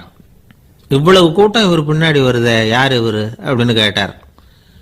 ஒரு மதத்தின் பெயரை சொல்லி, இவர் அந்த மதத்தின் தலைவர், அவரை பின்பற்றுகிற மக்கள் கூட்டம் பின்னாடி வந்துகிட்டு இருக்குது அப்படின்னு விவரம் சொல்லியிருக்கிறாங்க. இவங்களுக்கு அடுத்தபடியா இன்னொரு குதிரையில் ஒருத்தர் வந்துகிட்டு இருக்கிறார். அவருக்கு பின்னாடி ஏகப்பட்ட கூட்டம். இவர் யாருங்க அப்படின்னு கேட்டிருக்கார் சன்னியாசி. அங்கே இருக்கிறவங்க விவரம் சொல்லியிருக்கிறாங்க. இன்னொரு மதத்தின் பெயரை சொல்லி, இவர் அந்த மதத்தினுடைய தலைவர், அவர் வழியை பின்பற்றுகிறவர்கள் அவர் பின்னாடி கூட்டமாக வந்துகிட்டு இருக்கிறாங்க அப்படின்ட்டு இருக்காங்க. இப்படி ஒவ்வொருத்தராக குதிரை மேலே வந்துக்கிட்டே இருக்கிறாங்க. அவங்கள பின்பற்றியும் ஒவ்வொரு கூட்டம் வந்துக்கிட்டே இருக்குது. அந்த பெரிய ஊர்வலம் அது பாட்டுக்கு போய்கிட்டு இருக்குது. கடைசியாக அது முடிஞ்சது ரொம்ப நேரம் கழிச்சு. அதுக்கப்புறம் கொஞ்சம் நேரம் கழித்து ஒரு வயசான ஆள் குதிரை மேலே வந்துக்கிட்டு இருக்கிறார். ஆனால் அவருக்கு பின்னாடி யாருமே இல்லை. அவர் பரிதாபமாக தனியாக வந்துக்கிட்டு இருக்கிறார். அவர் அந்த ஊர்வலத்தை சேர்ந்தவரா இல்லையாங்கிறதே தெரியல. இவர் யாரு, இவர் ஏன் இப்படி தனியாக வந்துக்கிட்டு இருக்கிறார் அப்படின்னு கேட்டிருக்கார் அந்த சன்னியாசி. என்னது இப்படி கேட்குறீங்க, இவர் தான் கடவுள், இவருக்காக தான் இன்னைக்கு இந்த ஊர்வலமே நடக்குது, இவருக்கு தான் இன்னைக்கு பிறந்த நாள், முன்னாடி போகிற ஊர்வலம் பூரா இவருடைய பிறந்த நாளை கொண்டாடுறதுக்காக தான் அப்படின்ட்டு இருக்காங்க. இதை கேட்டதும் அந்த சன்னியாசிக்கு திடுக்குன்னு தூக்கி போட்டிருக்கு. இது வரைக்கும் கனவு கண்டுகிட்டு இருந்தவர் முடிச்சுக்கிட்டார். அதுக்கப்புறம் தான் யோசிச்சு பார்த்துருக்கார். உண்மைதான், மக்கள் எல்லாரும் பக்தி மார்க்கத்தில் போகிறதா நினச்சிக்கிட்டு பாதை மாறி போயிட்டு இருக்கிறாங்க. கடவுளை பின்பற்றுவதாக நினைக்கிறாங்க பக்தர்கள். ஆனால் கடவுளுக்கு பின்னாடி யாருமே இல்லை. இன்னமும் இயல்பாக இதை பற்றி யோசிச்சு பார்த்தா, உண்மைக்கு பின்னாடி தான் நான் போய்கிட்டு இருக்கேன் அப்படின்னு நிறைய பேர் சொல்கிறாங்க. ஆனால் அந்த உண்மை அனாதையாக போய்கிட்டு இருக்குது. அப்படி ஆயிட்டுது உலகம். இந்த காலத்துலேயும் ஒரு ஊர்வலம், ஒரு பெரிய மனுஷருக்கு பிறந்த நாள் விழா. அவர் குதிரை மேலே ஏறி முன்னாடி போயிட்டு இருக்கிறார். அவருக்கு பின்னாடி ஒரு 100 பேர் தொண்டர்கள் அவங்க பாட்டுக்கு போகிறாங்க. எல்லாம் பணம் கொடுத்து ஏற்பாடு பண்ணவங்க. எல்லாம் பணம் வாங்கிட்டு பின்னாடி போயிட்டு இருக்கிறாங்க. கொஞ்சம் தூரம் நடந்ததும் கால் வலிக்க ஆரம்பிச்சுட்டுது. ஒவ்வொருத்தரும் அப்படியே ஒதுங்க ஆரம்பிச்சுட்டாங்க.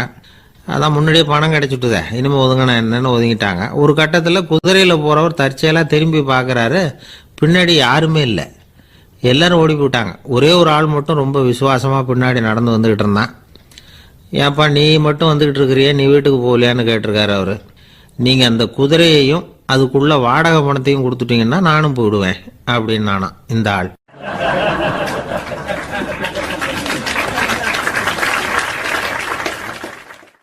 ஒரு ஊரில் ஒரு ஆள் இருந்தான், தையல் கடை வச்சுருந்தான்.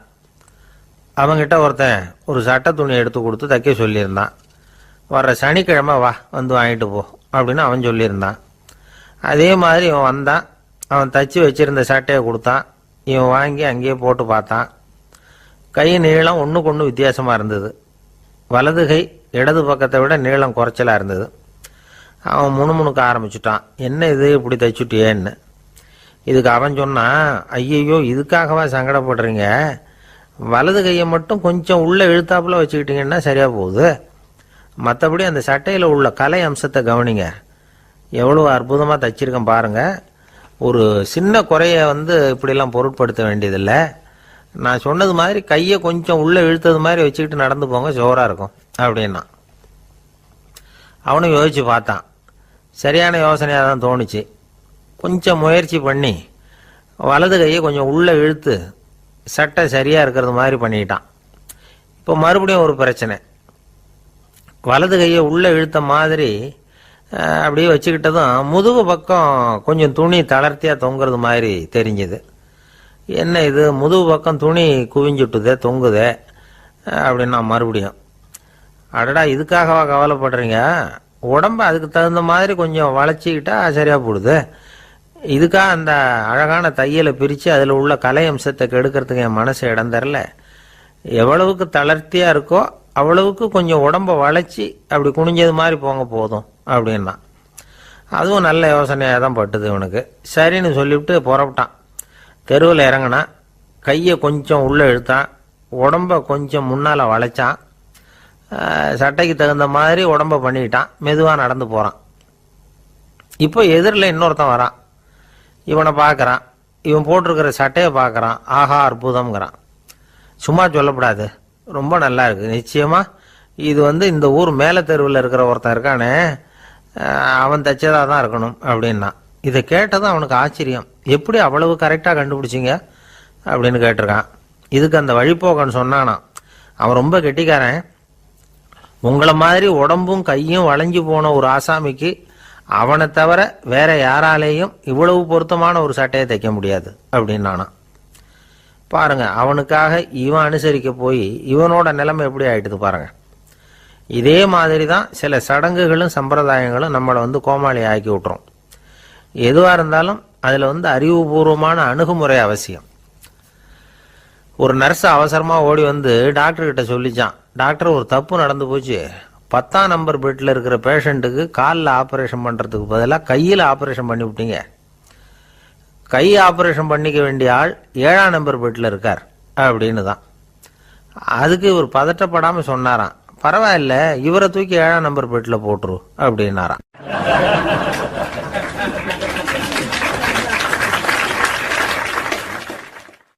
ஒரு மாணவனை பார்த்தேன். என்ன தம்பி படிப்புலாம் எப்படி இருக்குது அப்படின்னு விசாரித்தேன். அவன் ரொம்ப அழுத்துக்கிட்டான். நான் நல்லா தான் சார் படிக்கிறேன், இருந்தாலும் புத்தியில் சரியாக ஏற மாட்டேங்குது சார் அப்படின்னா. சரி, இவனும் நம்ம ரகம்தான் அப்படின்னு சொல்லி முடிவு பண்ணிட்டோம். கல்வி கற்கக்கூடிய ஒரு மாணவன் சம்பந்தப்படுற புத்திகள் பல வகை. அதை பற்றி ஒரு பெரியவர் விளக்கி இருக்கிறார். மிருத்து புத்தின்னு ஒன்று இருக்குதான். மிருத்துன்னா மண்ணு. மண்ணால் செவரு கட்டுறோம்ல, மண் சுவரில் ஆணி அடிக்கிறதும் சுலபம், அதை பிடுங்கி எடுக்கிறதும் சுலபம். அது மாதிரி சில பேர் குரு சொல்லி கொடுக்கறத சுலபமாக கேட்டு தெரிஞ்சு வச்சுக்குவாங்க. கொஞ்ச நேரத்தில் சுலபமாக மறந்தும் போயிடுவாங்க. இது மிருத்து புத்தின்னு பேர், மண் புத்தி. தாரு புத்தின்னு ஒன்று உண்டான். தாருன்னா மரம். அதில் பச்சை மரத்தில் ஆணி அடிக்கிறது சுலபம், ஆனால் அதை எடுக்கிறது கஷ்டம். அது மாதிரி ஆசிரியர்கிட்ட இருந்து கேட்டதை கவனமாக மனசில் பதிய வச்சுக்கிட்டு அதை மறக்காமல் இருக்கிறது தாரு புத்தி. பட்டை மரமாக இருந்தால் அதில் ஆணி அடிக்கிறதும் கஷ்டம், அடிக்கிற ஆணியும் சீக்கிரம் நழுவிடும். அது மாதிரி கேட்குற விஷயம் மனசில் பதியறதும் கஷ்டம். அப்படியே பதிஞ்சாலும் அது நீடிச்சு இருக்கிறதும் கஷ்டம், கொஞ்ச காலத்தில் மறந்துடும். இன்னொரு வகை புத்தி ஒன்று உண்டு. அதுக்கு பேர் சிலா புத்தின்னு பேர். சிலான்னா கல். ஒரு கருங்கல்லில் 4 துளையை போட்டு ஒரு துளையில உளிய வச்சு அடிச்சா மற்ற துளை வழியாகவும் பிளந்து கல் 2ஆயிடும். அது மாதிரி சந்தியான இடங்கள்ல குறிப்பா ஒரு பொருளை சொன்னா அதை வச்சுக்கிட்டு மற்றதையும் தெரிஞ்சுக்கிறது, அது சிலா புத்தின்னு பேர். வேணு புத்தின்னா என்ன தெரியுமா? வேணுன்னா மூங்கில். மூங்கில் கணுவில் ஒரு பக்கம் உளிய வச்சு அடிச்சா 2 பக்கமும் பிளந்துரும்.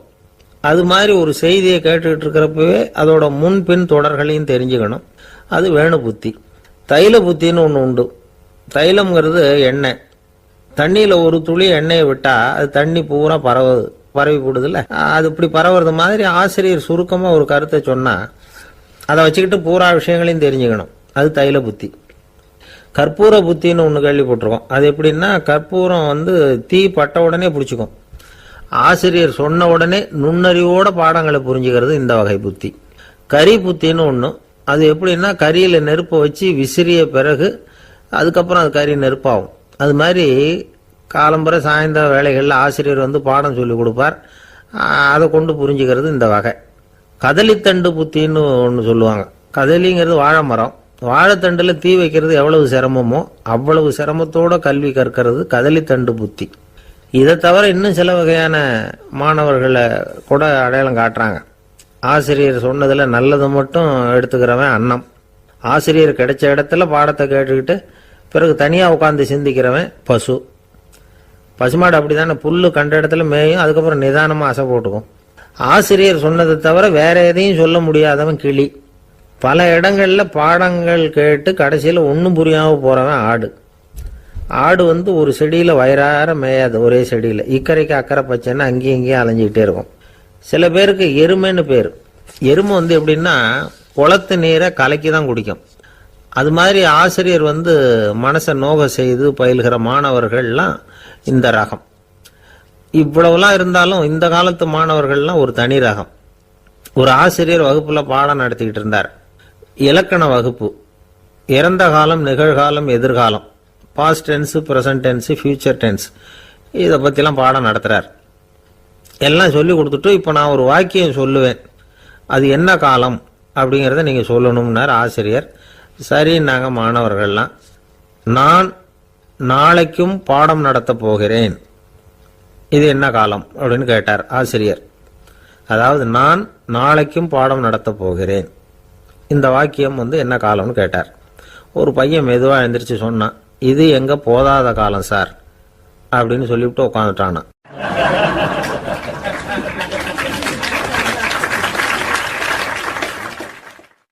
ஒரு ஊர்ல ஒரு பெரிய செல்வந்தர் இருந்தார். பணத்துக்கு பஞ்சம் இல்லை. அதனால இந்த உலகத்துல முடியாத காரியம் எதுவும் இல்லைன்னு நினைச்சார். பணம் இருந்தாலே அந்த நினைப்பு தானா வந்துடும். அதனால இவரும் அப்படி நினைச்சதுல ஒன்றும் தப்பு இல்லை. அந்த ஊருக்கு குருநானக் ஒரு தடவை வந்தார். அவருக்கு இந்த செல்வந்தர் ரொம்ப பிரமாதமா ஒரு வரவேற்பு கொடுத்தார். ஊர் எல்லையிலேயே எங்க வீட்டுக்கு விருந்து சாப்பிட்டுட்டு போகணும்னு கேட்டுக்கிட்டார். அவரும் சரின்னு ஒத்துக்கிட்டார். உடனே தன்னுடைய பங்களாவில் ஒரு பெரிய விருந்துக்கு ஏற்பாடு பண்ணார். குருநானக் அழைச்சிட்டு வீட்டுக்கு போனார், உட்கார வச்சார். ஐயா, நான் இந்த ஊர்லயே ரொம்ப பெரிய வசதி உள்ளவன், என்னால் எல்லாம் முடியும். உங்களுக்காக நான் என்ன செய்யணும்னு சொல்லுங்க, எதுவாக இருந்தாலும் பரவாயில்ல, எவ்வளவு செலவானாலும் பரவாயில்ல, என்னால் செய்ய முடியும். என்ன செய்யணும்னு சொல்லுங்க, அது போதும், நான் செய்கிறேன் அப்படின்னு நான் ரொம்ப பணிவா. இதை கேட்டதும் குருநானக் சிந்திச்சார் கொஞ்ச நேரம். அதுக்கப்புறம் தன்னோட சட்ட பைக்குள்ள கையை விட்டு ஒரு பழைய ஊசி ஒன்று எடுத்தார். அந்த செல்வந்தர்கிட்ட கொடுத்தார். இதை பாருங்க, இவ்வளவு தூரம் நீங்க கேட்கறதுனால சொல்றேன், எனக்கு நீங்க செய்ய வேண்டிய உதவி இதுதான்னார். ஊசிய கையில வாங்கிக்கிட்டு இதை என்ன செய்யணும் சொல்லுங்க அப்படின்னார் அவரு. நீங்க செய்ய வேண்டியது என்னன்னா, இந்த ஊசியை பத்திரமா வச்சிருக்கணும். நாம 2 பேரும் இறந்து போனதுக்கு பின்னாடி இன்னொரு உலகத்துல நாம சந்திக்கக்கூடிய வாய்ப்பு இருக்குது. அப்போ இந்த ஊசியை என்கிட்ட கொண்டாந்து கொடுக்கணும். இதுதான் நீங்க எனக்காக செய்ய வேண்டிய உதவி அப்படின்னார் குருநானக் லேசா சிரிச்சுக்கிட்டே. இதை கேட்ட உடனே இந்த பெரியவர் முழிக்க ஆரம்பிச்சிட்டார். அது எப்படிங்க, நான் சாகிறப்ப எப்படி இந்த ஊசியை எடுத்துக்கிட்டு இன்னொரு உலகத்துக்கு வர முடியும்னார். ஊசி மாதிரி ஒரு சின்ன பொருளை கூட இந்த உலகத்தை விட்டு நாம போறப்ப எடுத்துட்டு போக முடியாதுங்கிறப்போ உங்களோட செல்வத்தையெல்லாம் எப்படி அங்க எடுத்துட்டு வர போறீங்க அப்படின்னு கேட்டார் குருநானக். அதுக்கப்புறம் தான் அந்த பெரியவர் யோசிக்க ஆரம்பிச்சாராம்.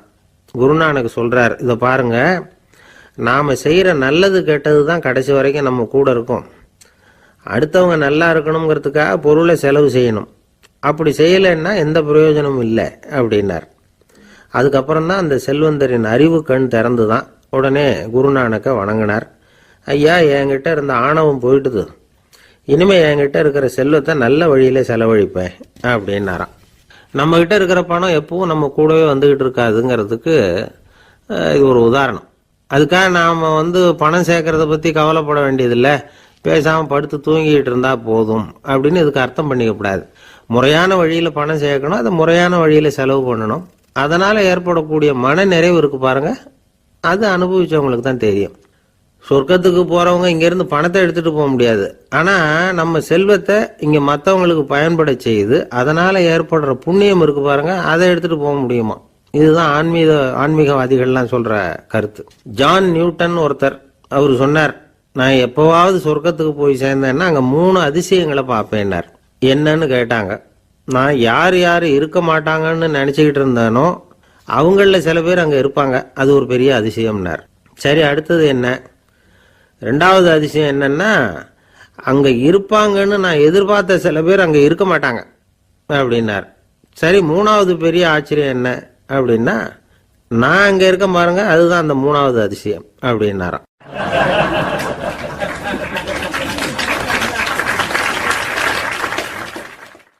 ஒருத்தர் ஓடி வந்தார். இன்னொருத்தரை பார்த்து, சார், உங்க சைக்கிளை ஒரு நாள் இரவல் கொடுங்களேன், பக்கத்து ஊருக்கு போயிட்டு வர வேண்டியிருக்கு அப்படின்னார். இவர் சைக்கிளை கொடுத்து பத்திரமா கொண்டுகிட்டு போங்கன்னார். சார், இதை பத்திரமா கொண்டு போறேன், கவலையே வேணாம், ஏன்னா இது உங்களோட சைக்கிள் அப்படின்னு நான் நினைக்கல, என்னோட சைக்கிளா நினைக்கிறேன் அப்படின்னார். அதுக்கப்புறம் தான் இவருக்கு உண்மையாவே பயம் வந்துட்டுது. ஏன்னா அவர் சொன்னது மாதிரி அதை தன்னோட சைக்கிளாவே நினைச்சு தள்ளிட்டு போட்டா என்ன பண்றது? எது எதை நம்முடையதா நினைக்கணுங்கிறதுக்கு ஒரு வரையறை இருக்கு. சில பேர் ஆபீஸையே வீடா நினைச்சு விடுறது உண்டு. அப்படிப்பட்டவங்க கூட வீட்டை ஆபீஸா நினைக்கிறது இல்லை. ஏன்னா வீட்டில் இவர் ஆபீஸரா நடந்துக்க முடியறதில்ல. இதெல்லாம் ஒரு பக்கம் இருக்கட்டும். இப்போ விஷயத்துக்கு வருவோம். பொறியியல் மேதை டாக்டர் விஸ்வேஸ்வரய்யா இருந்தார் இல்லையா, பாரத ரத்னா விருதெல்லாம் கொடுத்தாங்களே. ஆபீஸ் வேலை வேற, சொந்த வேலை வேற அப்படிங்கிறதுக்கு ஒரு உதாரணமா இருந்தவர் அவர். மைசூர் மகாராஜா கிட்ட திவானா இருந்தார். அவர் ஒரு நாள் அரசாங்க வேலை காரணமா வெளியூர் போயிருந்தார். ஹாசன்கிற ஊருக்கு பக்கத்துல ஒரு பயண மாளிகை, அங்க தங்கிவிட்டார். ராத்திரி அங்க தங்கி இருந்துட்டு விடிஞ்சதும் ஊருக்கு திரும்புறதாக திட்டம். ராத்திரி தூங்கறதுக்கு ரொம்ப நேரம் ஆயிட்டுது. ரொம்ப நேரம் வரைக்கும் அரசாங்க சம்பந்தப்பட்ட வேலைகளையே பார்த்துக்கிட்டு இருக்கிறார். அரசாங்க ஃபைல்கள் நிறைய இருந்தது. அதையெல்லாம் ஒவ்வொன்றா எடுத்தார், படித்து பார்த்தார், பரிசீலனை பண்ணார். அதில் எழுத வேண்டியதை எழுதினார், கையெழுத்து போட்டார். ஒரு வழியாக அந்த வேலையெல்லாம் முடிஞ்சுது. அதுக்கப்புறம் என்ன பண்ணார்னா, தன்னுடைய சூட்கேஸை திறந்தார். அதிலிருந்து 2 மெழுகுவத்தியை எடுத்து கொளுத்தி வச்சார். அந்த பயண மாளிகையில் அது வரைக்கும் எரிஞ்சுக்கிட்டு இருந்த மின்சார விளக்குகளை அணைச்சுட்டார். அதுக்கு பிறகு அந்த மெழுகுவத்தி வெளிச்சத்தில் சில புத்தகங்களை தொடர்ந்து படிக்க ஆரம்பிச்சிட்டார். அந்த பயண மாளிகையில் பணியாளராக இருந்தவர் இதை பார்த்துட்டு ஓடி வந்தார். மறுபடியும் மின் விளக்க போடுறதுக்காக போனார். விஸ்வேஸ்வரய்யா அதை பார்த்துட்டு போட வேணாம்ட்டாராம். இது வரைக்கும் நான் அரசாங்க அலுவல்களை கவனிச்சுக்கிட்டு இருந்தேன், அதனால மின் விளக்குகள் அப்போ எரிஞ்சதில் தப்பு இல்லை. இப்போ நான் புத்தகம் படிச்சுக்கிட்டு இருக்கேன், இது என்னுடைய சொந்த வேலை. இங்கே இருக்கிற மின் விளக்கு அதுக்காக ஏன் எரியணும் அப்படின்னு கேட்டாராம். இப்போ இருக்கிற சில அரசு பணியாளர்கள்கிட்ட இந்த சம்பவத்தை பேச்சோட பேச்சா சொல்லி பார்த்தேன். அவங்களால இதை ஜீரணிக்கவே முடியல. நேர்மை தேவைதான் சார், அதுக்காக அவ்வளவு தூரத்துக்கு அது தேவையா அப்படிங்கிறாங்க. விஸ்வேஸ்வரய்யா அப்படி பண்ணினது தான் ஒரு நேர்மையாளர் அப்படின்னு இந்த உலகத்துக்கு நிரூபிக்கணுங்கிறதுக்காக இல்லை. தான் அப்படி நடந்து காட்டினா தன்னை சுற்றி இருக்கிறவங்களும் அதை கேள்விப்படுறவங்களும் முடிஞ்ச அளவுக்கு பொது வாழ்க்கையில், அரசு பணியில் நேர்மையை கடைபிடிக்க முயற்சி பண்ணலாமே அப்படிங்கிறதுக்காகத்தான். இப்போவும் சில பேர் இருக்கிறாங்க, இவங்க ஆஃபீஸ் வேற வீடு வேறன்னு நினைக்கிறது இல்லை, அவ்வளோ உரிமை. ஒருத்தர் அப்படிதான், அவருக்கு அவசரமாக 5000 ரூபா தேவைப்பட்டது. ஆஃபீஸு பணத்தை எடுத்துக்கிட்டார். அந்த நேரம் பார்த்து ஆடிட் வந்துட்டுது. ஆப்பிட்டுக்கிட்டார். விசாரணை நடக்குது. அவர் சொல்கிறார், சார் நான் நேரம் காலம் பார்க்காம ஆஃபீஸில் வேலை செய்வேன். ஏன்னா அதை என்னோட ஆஃபீஸாக நினைக்கிறேன். அவசரத்துக்கு அந்த பணத்தை எடுத்தேன், மறுபடியும் வச்சுடலாம்னு தான் இருந்தேன். அதுக்குள்ளே இப்படி ஆயிட்டுது. நீங்கள் என்ன நினச்சாலும் சரி, நான் ஆஃபீஸ் வேற வீடு வேற அப்படின்னு நினைக்கிறது இல்லை, அது என்னோட சுபாவம் அப்படின்னார். விசாரணை பண்ணவர் தீர்ப்பு வழங்கினார். உங்கள் சுபாவத்துக்கு மதிப்பு கொடுத்து நானும் தீர்ப்பு வழங்குறேன். நீங்கள் கொஞ்ச நாள் ஜெயிலில் இருந்துட்டு வாங்க, அது உங்களுக்கு கஷ்டமாக இருக்காதுன்னு நினைக்கிறேன். ஏன்னா அங்கே போனாலும் நீங்கள் உங்கள் சுபாவப்படி வீடு வேற ஜெயில் வேறன்னு நினைக்க மாட்டீங்க அப்படின்னாராம்.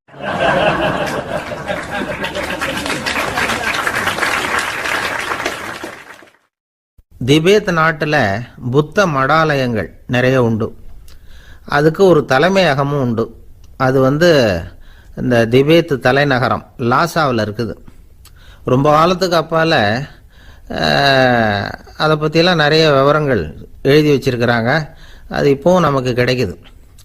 அதாவது ரொம்ப தூரத்துக்கு அந்தாண்ட மலைகளுக்கு நடுவில் ஒரு கிளை மடாலயம். அந்த மடத்தின் தலைவருக்கு வயசாயிட்டு தான், அதனால் தலைமை பொறுப்பை வேற ஒருத்தர்கிட்ட ஒப்படைக்கலாம் அப்படின்னு முடிவு பண்ணாராம். உடனே ஒரு லாமாவை கூப்பிட்டார். அவர் மூலமாக தலைமை மடாலயத்துக்கு செய்தி அனுப்புனார், பொருத்தமான வாரிசு ஒருத்தரை அனுப்பி வைக்கும்படியாக. அந்த வாலிப லாமா புறப்பட்டார். காடு மேடெல்லாம் நடந்து போகிறார். ரொம்ப நாள் கழித்து தலைமை பீடத்தை அடைஞ்சார். தலைமை குரு கிட்ட விவரத்தை சொன்னார். தகுதியான ஒருத்தரை அனுப்பி வச்சா அழைச்சிட்டு போகிறேன் அப்படின்னார். சரி, நாளைக்கு காலையில் நீங்கள் அவங்க எல்லாரையும் அழைச்சிட்டு போகலாம்னார் அவர். அவங்க எல்லாரையுமா? அங்கே தேவைப்படுறது ஒருத்தர் தானே அப்படின்னார் இவர். ஆமான்னார். அப்புறம் ஏன் எல்லாரையும் அழைச்சிட்டு போக சொல்கிறீங்கன்னார். அது இப்போ உனக்கு புரியாது. நான் ஒரு 100 பிக்குகளை அனுப்புகிறேன், அதாவது பிட்சுகளை. அவ்வளவு பேரையும் அங்கே வச்சு சமாளிக்க முடியாது அப்படின்னாரு இவர். இருந்தாலும் இப்போ அந்த தலைமை குரு என்ன சொன்னார்னா, அதை பற்றி கவலைப்படாத, நான் 100 பேரை அனுப்புகிறேன். அதில் 99 பேர் வழியிலேயே காணாமல் போடுவாங்க, ஒருத்தன் மட்டும்தான் வருவான். அவனும் அங்கே வந்து சேர்ந்துட்டானா நீ ரொம்ப கொடுத்து வச்சவன் அப்படின்னார். இவருக்கு ஒன்றும் புரியல. இருந்தாலும் மறுநாள் அந்த வாலிபல் 100 பேரை அழைச்சிக்கிட்டு புறப்பட்டார். போகிற வழியிலேயே பல பேர் அங்கங்கே பிச்சுக்கிட்டு போயிட்டாங்க. அவர் சொன்னது மாதிரியே வழியில் அவங்க ஊர்கள் இருந்தது தான் காரணம். அப்பா அம்மாவை பார்த்துட்டு வரேன் அப்படின்னு கொஞ்சம் பேர் போனாங்க. சொந்த பந்தத்தை பார்த்துட்டு வரேன் அப்படின்னு கொஞ்சம் பேர். ஒரு வாரம் ஆச்சு. இப்போ மிஞ்சினது 10 பேர் தான். வழியில் ஒரு நகரம். அங்கே சில பிட்சுக்கள் வந்து சந்திச்சாங்க. எங்கள் மடத்து தலைவர் இறந்துட்டார், உங்களில் யாராவது ஒருத்தர் எங்களுக்கு தலைவராக முடியுமா அப்படின்னு கேட்டாங்க. 10 பேரும் தயார். அதில் ஒருத்தரை அழைச்சிக்கிட்டு அவங்க போயிட்டாங்க. இன்னொரு ஊரில் சில பேர் வந்தாங்க, வழி மறிச்சாங்க. நில்லுங்க, எங்கள் மன்னர் மகளுக்கு திருமணம், அதை நடத்தி வைக்க 3 லாமாக்கள் தேவை அப்படின்னாங்க. இப்படி கொஞ்சம் கொஞ்சமாக எல்லாரும் காலி. கடைசியில் 2 பேரும் மிஞ்சினாங்க.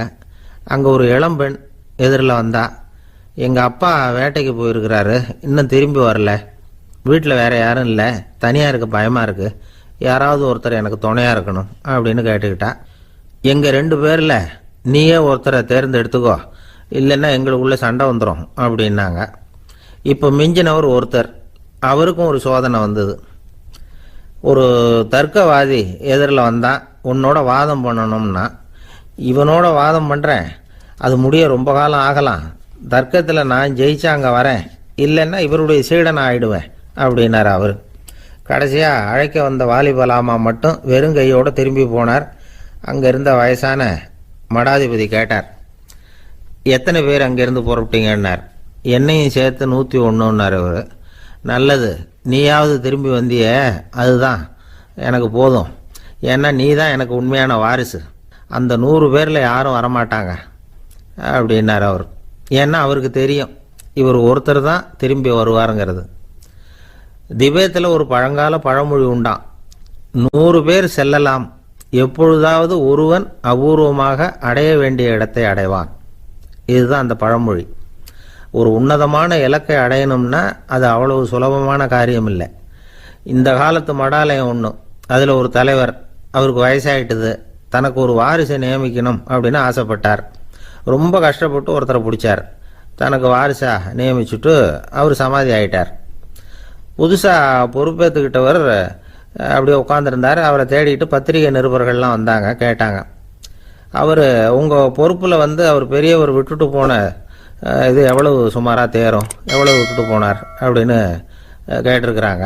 அது என்ன ஒரு 50 லட்சம் இருக்கும் அப்படின்னாராம். அவ்வளவும் பணமா அப்படின்னு கேட்டிருக்காங்க. இல்லைங்க, கடன் அப்படின்னாராம் இவர்.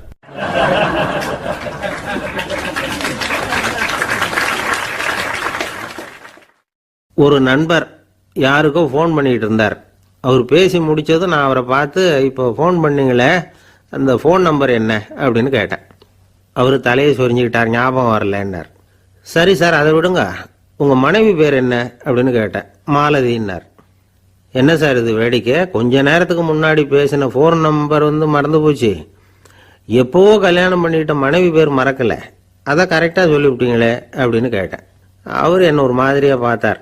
அவர் அப்படி என்னை பார்த்ததில் ஒன்றும் தப்பு இல்லை, ஏன்னா நாம் எல்லாருமே அப்படித்தானே, ஒரு குறிப்பிட்ட காரியத்துக்காக தொலைபேசியில் ஒருத்தட்ட பேசுகிறோம், அதுக்கப்புறம் அந்த எண் வந்து நமக்கு அனாவசியம், அதனால் மறந்துடுறோம். இதுக்கு பேர் தான் தற்காலிக ஞாபகம். ஆனால் மனைவி பேரை வந்து மறந்துட முடியுமா? முடியாது. அது வந்து அவசியமான ஒன்று. அடிக்கடி அந்த பேரை வந்து உபயோகப்படுத்துகிறோம், அதனாலேயும் அது வந்து முக்கியங்கிறதுனாலேயும் அதை மறக்கிறது இல்லை. இதுக்கு பேர் நிரந்தர ஞாபகம். சரி, இந்த தற்காலிக ஞாபகம், நிரந்தர ஞாபகம், இது 2 ஞாபக அளவுகளையும் கட்டுப்படுத்துறது எது அப்படின்னா மூளைக்குள்ள நடக்கிற மின்சார நடவடிக்கைகள் தான். தற்காலிக ஞாபகம் ஒரு மின்னல் மாதிரி தோன்றி மறையுது. நிரந்தர ஞாபகம் ஒரு படிவம் போல மூளையில் படிஞ்சுடுது. ஒரு சம்பவத்தின் பல பிரதிகள் மூளையில் பல்வேறு பகுதிகளிலேயும் படிகிறதுனால ஒன்று மறைஞ்சாலும் மறந்தாலும் இன்னொன்று மறையறதில்ல. இப்படிப்பட்ட நிலைமையில தான் இந்த தொண்டையில் இருக்கு, வாயில் வரமாட்டேங்குது சார் அப்படிமா. ஒருத்தருக்கு எந்த துறையில் ஆர்வமும் ஈடுபாடும் அதிகமோ அது சம்பந்தமான ஞாபக சக்தி அதிகமாக இருக்கும். தொழிலை விரும்புகிற ஒரு டெலிஃபோன் ஆபரேட்டருக்கு எண்கள்லாம் நல்ல ஞாபகம் இருக்கும். அது மாதிரி கவிஞர்களுக்கு வார்த்தைகள் நல்ல ஞாபகத்தில் இருக்கும். இது ஒரு பக்கம் இருந்தாலும் ஒரு மூளை வந்து எண்களை விட எழுத்துக்களை விட படங்களை ரொம்ப சுலபமாக ஞாபகத்தில் வச்சுக்குது. புரிஞ்சுக்கிற தன்மை, அனுபவம், புத்தி கூர்மை இது கூடி குறையிறத பொறுத்து ஞாபக சக்தியும் ஏறும் இறங்கும். இப்போ உதாரணத்துக்கு ஒரு பையனுக்கு படித்தது எதுவும் ஞாபகத்தில் இல்லைன்னா அவன் அதை சரியாக புரிஞ்சுக்கலன்னு அர்த்தம். இந்த மறதிங்கிறது எந்த சமயத்தில் ஒரு பிரச்சனை ஆகுது தெரியுமா? உங்களுக்கு வேண்டியப்பட்ட ஒருத்தரை ஞாயிற்றுக்கிழமை சாயந்தரம் சரியாக 5 மணிக்கு கடற்கரைக்கு வர சொல்லிவிட்டு அந்த நேரத்தை மறந்துவிட்டா அது பரவாயில்ல, வர சொன்னதையே மறந்துவிட்டா தான் நிலைமை மோசம்னு அர்த்தம். இப்படி இருந்தால் இது சிகிச்சை எடுத்துக்க வேண்டிய நிலைமைங்கிறத புரிஞ்சுக்கணும். ஆமாம், இதுக்கும் மருந்து இருக்கு. ஆனால் மூளை குறிப்பிட்ட அளவுக்கு கீழே இயங்குறப்போவோ இன்னொன்று சொல்லுவாங்க, இந்த நியூரோ டிரான்ஸ்மிட்டர் அப்படின்னு சொல்லுவாங்க. அப்படிங்கிற மூளை ரசாயனம் ரொம்பவும் குறைஞ்சி போகிறப்போ மட்டும்தான் உபயோகப்படும். டாக்டர் என்ன சொல்கிறாங்க தெரியுமா? மூளையை பொறுத்த வரைக்கும் அதில் ஞாபக சக்தி அதிகமாக உள்ள மூளை, மறதி உள்ள மூளை அப்படின்னு ஒன்றும் கிடையாது அப்படிங்கிறாங்க. நினைவு வச்சுக்கிறதுக்கு பயிற்சி அளிக்கப்பட்ட மூளை, பயிற்சியற்ற மூளை அப்படின்னு வேணும்னா சொல்லலாம் அப்படின்னு சொல்கிறாங்க. அதனால நம்ம ஞாபக சக்திங்கிறது நம்ம கிட்ட இருக்கிற பயிற்சி, முயற்சி இதை பொறுத்து தான் அமையும். ஒருத்தர் ஒரு பென்சிலை எங்கேயோ வச்சுக்கிட்டு தேடிக்கிட்டு இருந்தார். அப்புறம் என்னமோ தீவிரமா யோசனை பண்ணி அதை ஞாபகப்படுத்தி பார்த்துக்கிட்டு இருந்தாராம். எதிரில் உட்காந்துருந்தவர் சொன்னார், பென்சிலை தானே தேடிட்டு இருக்கீங்க, அது உங்க வலது காதில் இருக்குது சார் அப்படின்னாராம் அவர். இதுக்கு அவர் சொல்லியிருக்காரு, பென்சிலை வலது காதில் தான் வச்சிருக்கேங்கிறது எனக்கு நல்லா ஞாபகம் இருக்கு, ஆனா எது வலது காதுங்கிறது தான் மறந்து போச்சு அப்படின்னாராம். அவர் அதை தான் யோசிச்சுட்டு இருந்திருக்கிறார்.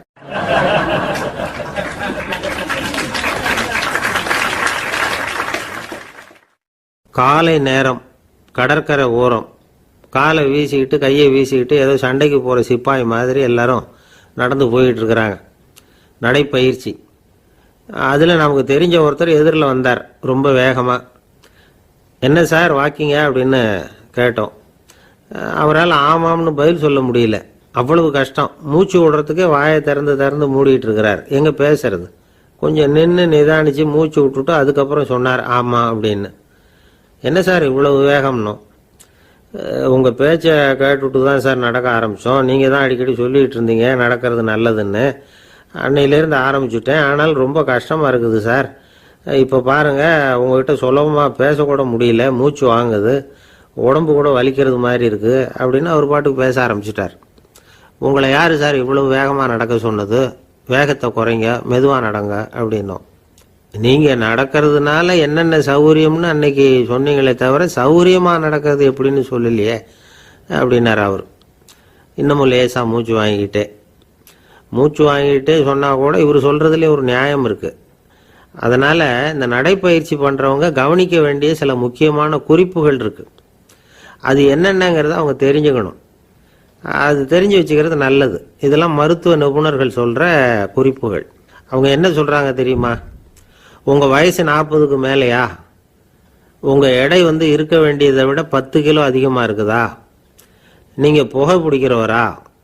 இதய நோய், இரத்த நாள நோய், உயர் ரத்த அழுத்தம் இப்படி ஏதாவது உங்களுக்கு உண்டா?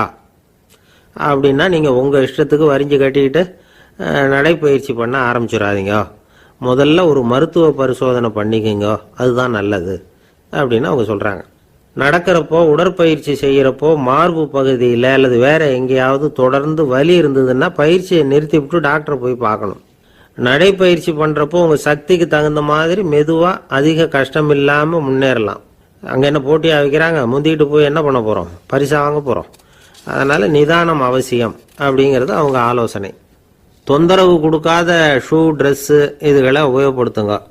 பாதத்தில் ஆடு தசை இருக்குல்ல, அங்கே ஏதாவது பிரச்சனை இருந்ததுன்னா டாக்டரை பாருங்க.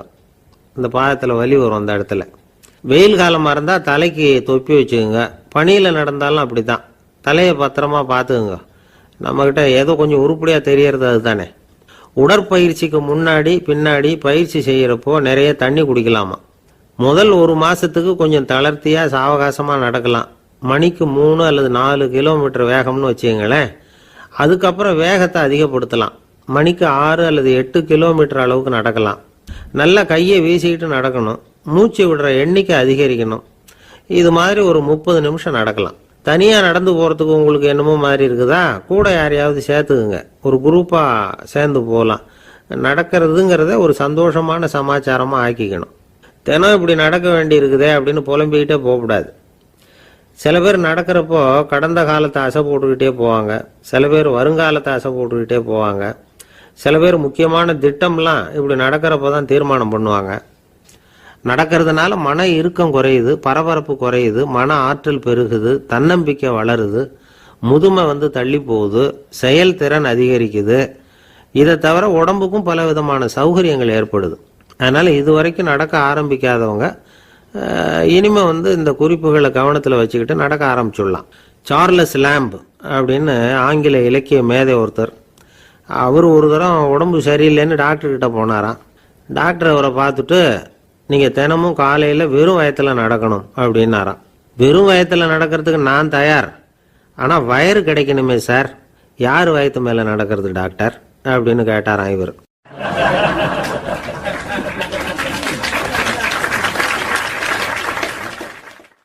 எனக்கு ஒரு உதவி செய்யணும் அப்படின்னு நம்மளை பார்த்து ஒருத்தர் கேட்குறாருன்னு வச்சுங்களேன், உடனே நாம் அவரை பார்த்து என்ன உதவின்னு கேட்போம். இதுதான் சராசரி மனிதர்களின் இயல்பு. ஆனால் ஒருத்தர் எனக்கு ஒரு உதவி செய்யணும் அப்படின்னு கேட்ட உடனே என்ன உதவின்னு கூட கேட்காம சரி செய்கிறேன் அப்படின்னு ஒத்துக்கிறது இருக்கு பாருங்க, அது கொஞ்சம் அபூர்வம். அந்த காலத்தில் ஒருத்தர் இருந்தார். அவர் எப்படி தெரியுமா, உதவி கேட்குறவங்க நல்லவங்களா கெட்டவங்களா அப்படின்னு கூட பார்க்கல, தனக்கு நன்மையா தீமையா அப்படின்னு கூட பார்க்கல, உதவி செய்கிறேன்னு புறப்பட்டு விட்டார். அவர் யார் தெரியுமா, அவர் தான் நல சக்கரவர்த்தி.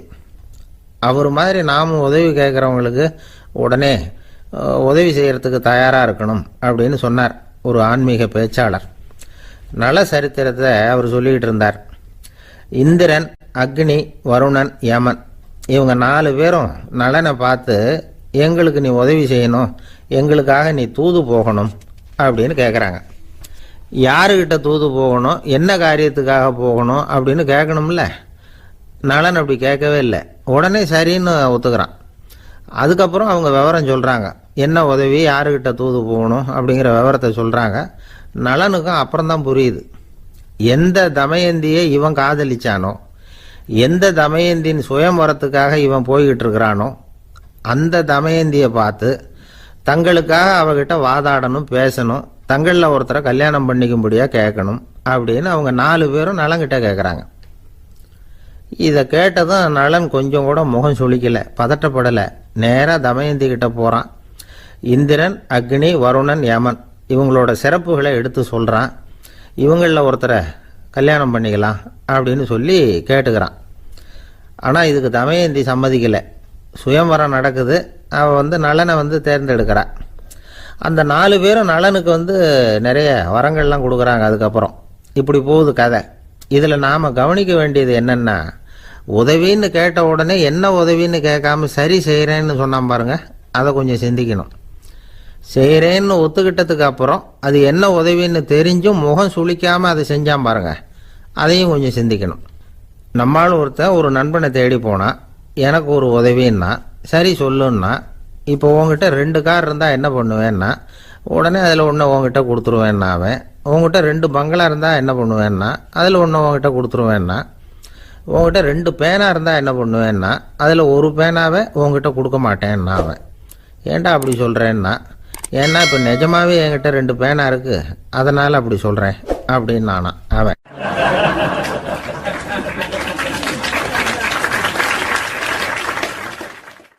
ரொம்ப பேருக்கு கூட்டத்தில் பேசுறதுன்னா பயம். நமக்கு ஒன்றும் தெரியாதுன்னு மற்றவங்க நினச்சிடக்கூடாதுங்கிற எண்ணம் தான் இதுக்கு காரணம். ரொம்ப முக்கியமான ஒரு கூட்டம்னா பயமும் அதிகமாக இருக்கும். முக்கியமானவங்கள்லாம் வருவாங்களே, அவங்கெல்லாம் நம்மளை பற்றி மட்டமாக நினச்சிருவாங்களே அப்படிங்கிற பயம் வந்துடும். ஆனால் மேடை பேச்சுங்கிறது அவ்வளவு கடினமான ஒரு காரியம் இல்லைங்கிறாங்க அது சம்பந்தமான நிபுணர்கள். யாரும் பேச்சாளர் ஆகலாம், இது ஒன்றும் பெரிய கிஃப்ட் கிடையாது அப்படின்னு அவங்க சொல்கிறாங்க. நீங்கள் ஒரு சிறந்த பேச்சாளர் ஆகணுமா அப்படின்னா அதுக்குன்னு சில ஆலோசனைகளை சொல்லி வச்சிருக்கிறாங்க அனுபவசாலிகள். முதல் ஆலோசனை என்னன்னா, உங்கள் பேச்சு எளிமையாக இருக்கணும். ஏதாவது ஒரு கருத்து அல்லது 2 கருத்து சொன்னால் போதும். 20 அல்லது 30 கருத்துக்களை சொல்லிகிட்டே போகக்கூடாது. 2வது ஆலோசனை, நீங்கள் என்ன பேச போகிறீங்கிறது முதல்ல உங்களுக்கு நல்லா புரியணும். அதுக்கப்புறம் தான் அதை அடுத்தவங்களுக்கு புரிய வைக்க முடியும். எப்படி ஆரம்பிக்க போகிறோம், எந்த கருத்தை முக்கியமாக வலியுறுத்த போகிறோம், எப்படி முடிக்க போகிறோம் அப்படிங்கிறத முதல்ல நல்லா சிந்திச்சு மனசில் வச்சுக்கணும். கடைசியாக என்ன சொல்கிறீங்களோ அதுதான் கேட்குறவங்க மனசில் நிற்கும். 3வது ஆலோசனை என்னென்னா, உங்கள் பேச்சு சுருக்கமாக இருக்கணும். ஒரு 15 நிமிஷம் பேசுறது ரொம்ப பொருத்தம். மணிக்கணக்கில் பேசிக்கிட்டு இருக்கிறது நல்லதில்லை. 4வது ஆலோசனை, நீங்க பேசுறது உண்மையா இருக்கணும். உங்களுக்கு உண்மையான அனுபவங்கள் இருக்கும், அதை சொல்லலாம். உங்களுடைய உண்மையான அனுபவங்களை மற்றவங்களோட பகிர்ந்துக்கணும், அதுதான் முக்கியம். 5வது ஆலோசனை, ஆரம்பத்தில் கொஞ்ச நேரம் உங்களை பற்றியும் எதிரில் உள்ளவங்களை பற்றியும் சம்பந்தப்படுத்தி ஏதாவது பேசி ஒரு நெருக்கத்தை ஏற்படுத்திக்கணும். ஒவ்வொருத்தரும் இப்போ இவர் பேச போகிறது நம்ம சம்பந்தப்பட்டது அப்படின்னு நினைக்க ஆரம்பிச்சிருவாங்கல்ல, அதுக்கப்புறம் அவங்க கேட்க தயாராகிட்டாங்கன்னு அர்த்தம். எதிரில் உட்காந்துருக்கிற கூட்டத்திலிருந்து 3 பேரை தேர்ந்தெடுங்க. அதாவது வலது பக்கம் ஒருத்தர், நடுவில் ஒருத்தர், இடது பக்கம் ஒருத்தர். அதாவது உங்களை ரொம்ப கனிவாகவும் ஆர்வமாகவும் பார்க்குறவராக பார்த்து தேர்ந்தெடுத்துங்க மனசுக்குள்ள. நீங்கள் பேசும்பொழுது என்ன பண்ணணும்னா, இவங்களை நேருக்கு நேராக மாறி மாறி பார்த்துக்கிட்டே பேசுனீங்கன்னா நீங்கள் ஏதோ ஒட்டுமொத்த கூட்டத்தையும் பார்த்து பேசுகிறதாக ஒரு உணர்வு அது ஏற்படுத்திவிடும். 6வது ஆலோசனை என்னென்னா, சொற்பொழிவுன்னா நீங்கள் பேசணும், படிக்கக்கூடாது. எழுதி படிக்கிறது நல்லா இருக்காது. குறிப்புகள் வேணும்னா வச்சுக்கலாம். படிக்கிறது பேப்பர்லேருந்து வர்றது மாதிரி இருக்கும், பேசுறது இதயத்திலேருந்து வர்றது மாதிரி இருக்கும். அப்புறம் 7வது ஆலோசனை சொல்கிறாங்க. அது என்னென்னா, மேடையில் ஏறி நின்ன உடனே இயல்பாக மூச்சை இழுத்து விட்டுங்க, இயல்பு நிலைக்கு வாங்க, அதுக்கப்புறம் இயல்பாக பேச ஆரம்பிக்கலாம் அப்படிங்கிறாங்க.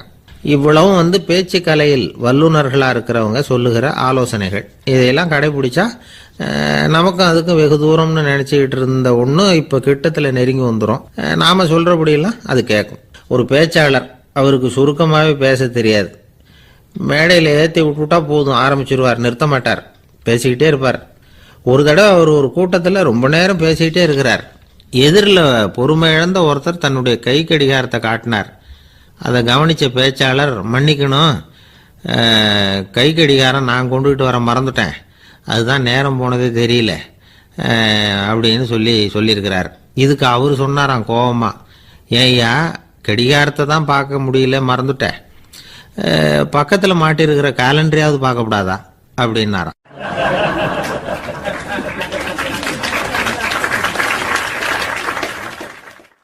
கப்பல் கடல்ல போய்கிட்டு இருக்கு. புயல், சூறாவளி, அலையெல்லாம் பெருசு பெருசா ரொம்ப உயரமா உண்டாகுது. கடுமையான காற்றிலேயும் வேகமான அலைகள்லேயும் சிக்கி அந்த கப்பல் தடுமாறுது. திசை மாறி போச்சு. எந்த பக்கம் போயிட்டு இருக்கிறோம்னே தெரியல. அந்த கப்பலை செலுத்திக்கிட்டு இருந்த மாலுமி ரொம்ப சாமர்த்தியமாக செயல்பட்டார். தன்னுடைய அறிவாற்றலையும் திறமையையும் முழுமையாக பயன்படுத்தினார். அந்த கப்பலை கட்டுப்படுத்தினார். மெதுவாக அந்த சூறாவளியிலிருந்து கப்பலை காப்பாற்றி கரைக்கு கொண்டுட்டு சேர்த்துட்டார். மாலுமின்னு ஒருத்தர் இருந்ததுனால அந்த மரக்கலம் காப்பாற்றப்பட்டது. மாலுமின்னு ஒருத்தர் இல்லைன்னு வச்சுக்கோங்க, அந்த கப்பலோட கதி என்னவா இருக்கும் யோசிச்சு பாருங்க. ஒரு கோபக்காரனுடைய நிலைமையும் அப்படித்தானா. கோபக்காரன்கிறவன் ஒரு மாலுமி இல்லாத மரக்கலம் அப்படிங்கிறார் நபிகள் நாயகம். கொந்தளிக்கிற கடல்ல கொடுமையான அலைகளின் உச்சியில அல்லல் படுகிற மரக்கலத்தை விட மோசமானது கோபக்காரனின் நிலைமை அப்படிங்கிறது அவருடைய கருத்து. அது மாதிரி இதுன்னு சொல்லல, அதை விட மோசம் இது அப்படிங்கிறார். ஏன் தெரியுமா? ஒரு கப்பல் கடல்ல தடுமாறினா அதை சரிப்படுத்த மாலுமி இருக்கிறார். அவர் தன்னுடைய சாமர்த்தியத்தினால அதை கட்டுப்படுத்தி சரியான வழிக்கு கொண்டுட்டு வந்துருவார். ஆனா கோபக்காரனுடைய நிலைமை அப்படி இல்லை அப்படிங்கிறார் நபிகள் நாயகம். மனித மனம் ஒரு மரக்கலம், அறிவு அதுல இருக்கிற மாலுமி. மாலுமி மரக்கலத்தை செலுத்துறான், அவனுக்கு கட்டுப்பட்டு அது ஓடுது. ஆனா கோபக்காரன்கிற மனுஷங்கிட்ட அறிவுங்கிற மாலுமி சரியா வேலை செய்ய மாட்டான். ஏன்னா கோபம் அந்த மாலுமியின் கண்களை அவிச்சிரும், காதுகளை கேட்காம பண்ணிவிடும். கண்ணையும் காதையும் மூடிவிட்டு கப்பலை ஓட்டுனா எப்படி ஓட்டுறது? அதனால கோபக்காரன் மாலுமி இல்லாத மரக்கலம். இடி மின்னல்ல மாட்டிக்கிட்டு கஷ்டப்படுற கப்பல் மாதிரி கஷ்டப்படுறான். பெரியவங்கள்லாம் என்ன சொல்றாங்க? உனக்கு கெடுதல் பண்ணவனுக்கும் நீ நன்மையை செய், எவருடைய விருப்பு வெறுப்பையும் பொருட்படுத்தாதே, பரம எதிரிக்கும் நீ நன்மை செய்ய ஆரம்பிச்சா உன்னுடைய தூய நிலையை பார்த்துட்டு அவனும் உனக்கு நெருக்கமான நண்பனா ஆயிடுவான். இதுதான் பெரியவங்க நமக்கு சொல்லி இருக்கிறது. புனித குர்ஆன் சொல்றது என்ன? தீமையை நன்மையை கொண்டே நீர் தடுத்து கொள்ளும் அப்படின்னு சொல்லப்பட்டிருக்கிறதுல. இன்னா செய்தாரை ஒருத்தல் அவர் நாண நன்னயம் செய்து விடல் அப்படிங்கிறார் திருவள்ளுவர். செல்வந்தர் ஒருத்தர்கிட்ட ஒரு சிறுவன் ஆடு மேய்ச்சிக்கிட்டு இருந்தானா. பெரியவர் அவனை கூப்பிட்டு, நீ நேரா போய் ஒரு ஆட்டுல உள்ள ரொம்ப நல்ல பகுதி எதுவோ அதை எடுத்துக்கிட்டு வா அப்படின்னாராம். இவன் போனான். ஒரு ஆட்டு உடம்புல இருந்த நாக்கு, இருதயம், இது ரெண்டையும் எடுத்துட்டு வந்து கொடுத்தானான். பெரியவர் வாங்கி பார்த்தார். அதுக்கப்புறம் இப்ப நீ போய் இன்னொரு ஆட்டுல இருக்கிற ரொம்ப கெட்ட பகுதி எதுவோ அதை எடுத்துட்டு வா அப்படின்னாராம். இவன் போய் எடுத்துட்டு வந்தான். அவன் கையில் இருந்தது மறுபடியும் அதே மாதிரி நாக்கு, இருதயம், இது ரெண்டும் தான்.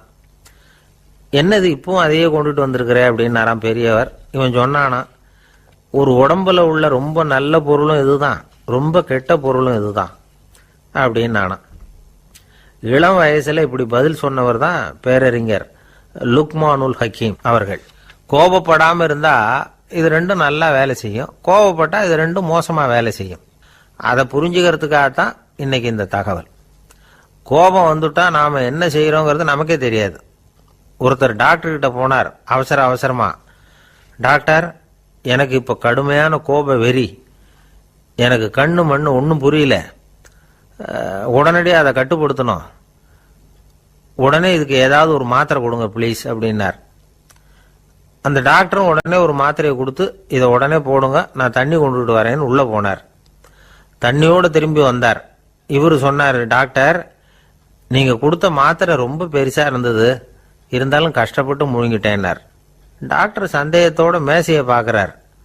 பார்த்தா மாத்திரை அங்கேயே இருக்குது, பேப்பர் வெயிட்ட காணல.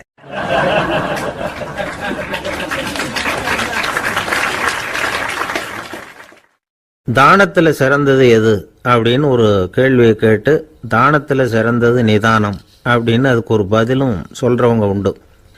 நிதானம் ரொம்ப அவசியம், அதுவும் இன்றைய உலகத்துக்கு ரொம்ப அவசியம். இன்னைக்கு உலகம் ரொம்ப பரபரப்பா போய்கிட்டு இருக்குது. பொறுமையா இருக்கணும்னு நினைக்கிறவங்களால கூட அப்படி இருக்க முடியறதில்ல. பொறுமையை சோதிக்கிறது மாதிரி பல சம்பவங்கள், அதையெல்லாம் சந்திச்சே தீர வேண்டியிருக்குது. எங்க போனாலும் கியூவில் நிற்க வேண்டியிருக்குது, எங்க போனாலும் காத்துக்கிட்டு இருக்க வேண்டியிருக்கு. ஆபீஸ்லயோ வீட்லயோ கூட நீங்க நிதானமா பொறுமையா நடந்துக்க தெரியலன்னா உங்களுக்கு சிடுமூஞ்சி, முசுடு இப்படிலாம் பேர் வச்சிருவாங்க. அது உங்களுக்கு தேவையா? சரி, வாழ்க்கையில் பொறுமைசாலின்னு பேர் வாங்கறதுக்கு என்ன வழி? முதல் பாயிண்ட், நீங்க நினைக்கிறது, எதிர்பார்க்கறது, செய்யறது எல்லாமே 100% கரெக்டா நடக்கணும்னு ஆசைப்படக்கூடாது. எதுவா இருந்தாலும் அதுல ஓரளவுக்கு தவறு நடக்கலாம் அப்படிங்கறத எதிர்பார்த்தே இருக்கணும். ஓரளவுக்கு அதை அனுமதிக்கணும். ஒரு நண்பரை 6 மணிக்கு ஒரு இடத்துக்கு வர சொல்லி இருக்கிறீங்க, 6 மணிக்கு அவர் வரல, உடனே பொறுமை இழந்து நடந்துக்கப்படாது. ஒரு 10 நிமிஷம் டிலே ஆகலாம். ஒரு வர்ற வழியில பஸ்ஸு கூட ஏதாவது டிராஃபிக்ல மாட்டியிருக்கலாம். அதெல்லாம் எதிர்பார்த்தே கொஞ்சம் காத்திருக்கிறதுல ஒன்றும் தப்பு இல்லை. சில சமயம் டிலே ஆகிறது கூட நல்லதா முடியும். ஒரு பஸ்ஸை தவற விட்டுட்டு, ஐயோ கொஞ்சம் ஒரு 2 நிமிஷம் முன்னாடி வந்திருந்தா பிடிச்சிருக்கலாமே அப்படின்னு தவிச்சுக்கிட்டு இருப்பாங்க சில பேர். அடுத்தபடியா வர்ற பஸ் நேரடியா நீங்க போக வேண்டிய இடத்துக்கே கொண்டு போய் விடுற பஸ்ஸா கூட இருக்கலாம். அது உங்களுக்கு முன்னாடி தெரியாதுல்ல. சில நெருக்கடியான சூழ்நிலைகளை தமாஷா எடுத்துக்கிறதுக்கு பழகிக்கணும். சில இடங்களுக்கு போறப்ப காத்திருக்கிறதுக்கு நம்ம மனசை தயார்படுத்திக்கிட்டே போகணும். ஒரு ரயிலுக்கோ பஸ்ஸுக்கோ அல்லது விமானத்துக்கோ கப்பல் பிரயாணத்துக்கோ போறப்போ அங்க போய் நீங்க மணிக்கணக்கில் கூட காத்துக்கிட்டு தான் இருக்கணும். புறப்படுற நேரம் கூட மாறலாம். நீங்க போய் சேர்ந்ததும் அது உடனே புறப்படணும்னு கட்டாயமா என்ன? அது மாதிரி சமயத்துல படிக்கிறதுக்குன்னு சில சுவாரஸ்யமான புத்தகங்களையும் கையில் எடுத்துக்கலாம். உங்களை சுத்தி எவ்வளவோ சுவாரஸ்யமான சம்பவங்கள் நடந்துகிட்டு இருக்குதுல்ல, அதையெல்லாம் வேடிக்கை பாருங்க. எதுக்காக காத்துக்கிட்டு இருக்கிறோமோ அந்த காரியத்துல உண்மையாவே நமக்கு ஒரு அக்கறை இருந்தா நமக்கு போர் அடிக்காது. சில கோயில்களில் பார்த்துருப்பீங்க, தரிசனத்துக்காக பக்தர்கள் நாள் கணக்கில் காத்துக்கிட்டு இருப்பாங்க. அவங்களெலாம் அழுத்துக்கிறது இல்லை. ஆண்டவனை தரிசிக்கணுங்கிற உண்மையான அக்கறை இருக்கிறதுனால அவங்களுக்கு போர் அடிக்கிறது இல்லை. ஆனால் சில சினிமா தியேட்டரில் கூட பார்க்கலாமே, சினிமா கியூ கூட அப்படிதான். சாயந்தரம் 6 மணி ஆட்டத்துக்கு காலம்பரம் 6 மணிக்கே போய் கூட காத்துக்கிட்டு இருப்பாங்க. அவங்களுக்கெல்லாம் போர் அடிக்காது, படம் பார்க்குற ஆர்வம். இன்னொரு முக்கியமான விஷயத்த நாம் பழக்கப்படுத்திக்கணும். லிவ் ஃபார் தி மூமெண்ட் அப்படிங்கிறாங்க நிபுணர்கள். ரொம்ப பேர் எப்படின்னா அடுத்தபடியாக நடக்க போகிற விஷயத்திலேயே கவனமாக இருப்பாங்க. அந்த நினைப்புலேயே இந்த நிமிஷத்தை பொறுமை இல்லாமல் கழிப்பாங்க. ஒருத்தர் இருக்கார், அவர் எப்படின்னா ஆஃபீஸ் முடியறதுக்குள்ளேயே சார் 5 மணிக்கெல்லாம் ரெடியாக இருங்க, நாம் அந்த ஹோட்டலில் போய் டிஃபன் சாப்பிட்ணும் அப்படின்னு 4 மணிலேருந்து சொல்லிகிட்டு இருப்பார். 4:55 பரபரப்பாக ஓடி வருவார். 2 பேரும் புறப்படுவோம், ஹோட்டலுக்கு போவோம், சாப்பிட்டுக்கிட்டு இருப்போம். அப்படி சாப்பிட்டுட்டு இருக்கிறப்ப சார் சாப்பிட்டு முடிச்சதும் நேராக ஒரு ஜவுளி கடைக்கு போகிறோம் அப்படிம்பார். பரபரக்க சாப்பிட்டு முடிப்பார், புறப்படுவார். ஜவுளி கடையில் அவசர அவசரமாக சீக்கிரம் பில் போடுங்க சார், சினிமாவுக்கு நேரம் ஆகிடும்பார். சினிமா தியேட்டரில் உட்காந்து அடுத்தபடியாக எங்கே டின்னர் சாப்பிட்றதுன்னு யோசனை பண்ணிகிட்டு இருப்பார். ராத்திரி படுக்கையில் விழுந்ததுக்கு அப்புறமும் நாளைக்கு காலையில் எழுந்திரிச்சதும் அதை பண்ணணும் இதை பண்ணணும்னு திட்டம் போட்டுக்கிட்டே இருப்பார். அதாவது எப்போவும் அடுத்த நிமிஷம், அடுத்த நாள், அடுத்த வாரம், அடுத்த வருஷம், இதுதான் அவங்க சிந்தனை. இந்த நிமிஷம் என்ஜாய்மெண்ட்டை அவங்க இழந்துடுறாங்களாம். அதனால தான் வாழ்நாள் பூரா பொறுமையின்மை, அவஸ்தை, அல்லல். அதனால் நாம் எல்லாரும் வாழ்க்கையில் நிதானமாக இருக்கிறதுக்கு கற்றுக்கணுமா. அதுக்காக இந்த நிதானத்துக்கு வேறு விதமான அர்த்தம் பண்ணிக்கக்கூடாது. ஒருத்தர் அப்படித்தான் ஒரு தடவை அவருடைய குதிரை காணாமல் போயிட்டு தான். அதுக்காக அவர் கவலைப்படலை, நிம்மதியாக இருந்தார், சந்தோஷமாக இருந்தார். என்ன சார் இது, உங்கள் குதிரை திருட்டு போயிட்டுதுங்கிறீங்க, நீங்கள் கவலைப்படாமல் இருக்கிறீங்களே அப்படின்னு கேட்டாங்களாம். அதுக்கு அவர் சொல்லியிருக்கார், நல்ல வேலை சார், கட்டியிருந்த குதிரை காணாமல் போயிருக்குது. நான் அது மேலே உட்காந்துருக்கிற சமயம் அது காணாமல் போயிருந்ததுன்னா, திருட்டு போயிருந்ததுன்னா நானும் சேர்ந்தில் காணாமல் போயிருப்பேன் அப்படின்னாராம். எவ்வளவு நிதானமான ஆள் பாருங்க.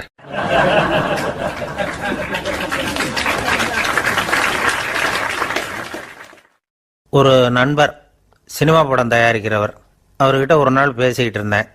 அது எப்படி சார், நீங்கள் எடுக்கிற எந்த படமும் கையை கடிக்காத அளவுக்கு எடுத்துடுறீங்களே, அது எப்படின்னு கேட்டேன். அது ஒன்றும் பெரிய விஷயம் இல்லை சார், பெண்களுக்குன்னு சில உருக்கமான காட்சிகள், இளைஞர்களுக்குன்னு சில நடனங்கள், அடிதடி காட்சிகள், அப்புறம் வயசானவங்களுக்குன்னு சில ஆன்மீக காட்சிகள், சின்ன பிள்ளைங்களுக்கு சிரிப்பு, இப்படி எல்லாமும் சேர்த்து நான் படம் எடுக்கிறேன். மசாலா படம்னு பேர். இது ரொம்ப பெருசாக இல்லைன்னாலும் ஓரளவுக்கு சுமாராக ஓடிடும், கையை கடிக்காது அப்படின்னார்.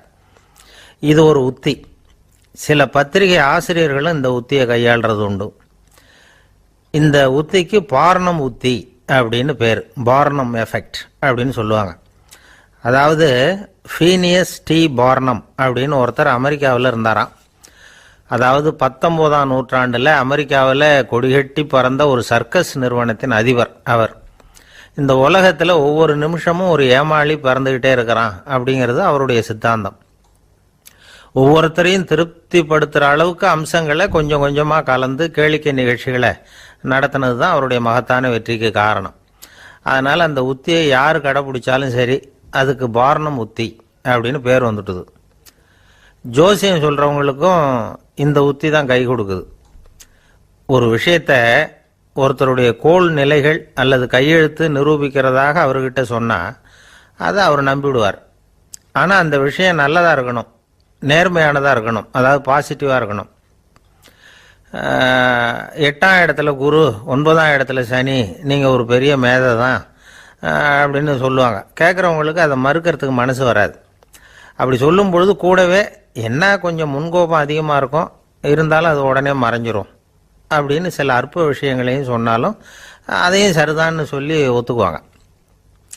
ஆளுமையை எடை போடுகிற ஒரு நிறுவப்பட்ட உத்தியின் மூலமாக தன்னுடைய குணாதிசயங்கள் கண்டுபிடிக்கப்பட்டதாக அவர் நம்புறது தான் இதுக்கு காரணம். இந்த மாதம் பணத்தட்டுப்பாடு கொஞ்சம் இருக்கும், உடம்புல ஏதாவது கொஞ்சம் அசௌகரியம் இருக்கும், வீட்டுக்குள்ளே லேசாக மனஸ்தாபம் வரலாம், இது மாதிரி பொதுப்படையாக சிலதை சொன்னாலே போதும், மக்களை நம்ப வச்சுடலாம். இதெல்லாம் நமக்கு மட்டும்தான் ஏற்படுது அப்படின்னு சொல்லி அவங்க நினைக்கிறது தான் காரணம். இதுதான் பாரணம் உத்திங்கிறது. மனிதர்கள் பாராட்டுகளை விரும்புகிறதும் விமர்சனங்களை வெறுக்கிறதும் பாரணம் உத்தியின் அடுத்த கூறு. அதனால் ஒருத்தருக்கு ஜோசியம் சொன்னாலும் சரி, அவருடைய ஆளுமையை மதிப்பிடுறதாக இருந்தாலும் சரி, அவரை புகழற மாதிரி இருந்தாலும் சரி, அப்படி இருந்தால் தான் அது சரியாக இருக்கும். சாதகமான விஷயங்களை அதிகமாகவும் பாதகமான விஷயங்களை நாசூக்காகவும் சொன்னால் மக்கள் அதை நம்பிடுவாங்க. ஒருத்தரை கருமின்னு சொன்னால் ஏற்றுக்க மாட்டார். அதையே கொஞ்சம் மாற்றி நீங்கள் கொஞ்சம் சிக்கனமான ஆசாமி அப்படின்னு சொன்னால் நீங்கள் சொல்கிறது சரிதான் சார் அப்படிம்பார். நீங்கள் பெரிய செலவாளி தான், இருந்தாலும் நல்ல விஷயங்களுக்கு தான் செலவழிப்பீங்க அப்படின்னு சொல்லணும். இப்படி இந்த பாரணம் உத்தியை கடைபிடிச்சி இன்னைக்கு வெற்றிகரமாக காலம் தள்ளுறவங்க நிறைய பேர் இருக்கிறாங்க. இந்த உலகத்தில் ஒவ்வொரு நிமிஷமும் ஒரு ஏமாளி பறந்துக்கிட்டே இருக்கிறான் அப்படிங்கிறது தான் ஃபீனியஸ் பார்னம் அவர்களுடைய நம்பிக்கை. அதை விட அடுத்தவங்களை ஏமாளியாக நினைக்கிற மனுஷர்கள் தான் இன்னைக்கு உலகத்தில் ரொம்ப அதிகம். ஒருத்தர் தன்னுடைய மேல் அதிகாரிகிட்ட போய், ஐயா ஒரு நாள் லீவு வேணும், என் தங்கச்சிக்கு கல்யாணம் அப்படின்னார். அவர் பார்த்தார், ஒரு 10 நிமிஷம் வெளியில் இருங்கன்னார். 10 நிமிஷம் கழித்து கூப்பிட்டார். இதை பாருங்க, நீங்கள் சொல்கிறது பொய். இப்போ உங்கள் தங்கச்சிக்கு ஃபோன் பண்ணேன். அவங்க தனக்கு 2 வருஷத்துக்கு முன்னாடியே கல்யாணம் ஆகிட்டதாக சொல்கிறாங்க அப்படின்னார். உடனே இவர் சொன்னார், சார் இப்போ நீங்கள் சொல்கிறதும் பொய்யா தான் இருக்கணும். ஏன்னா நிஜமாக எனக்கு ஒரு தங்கச்சியே கிடையாது அப்படின்னார்.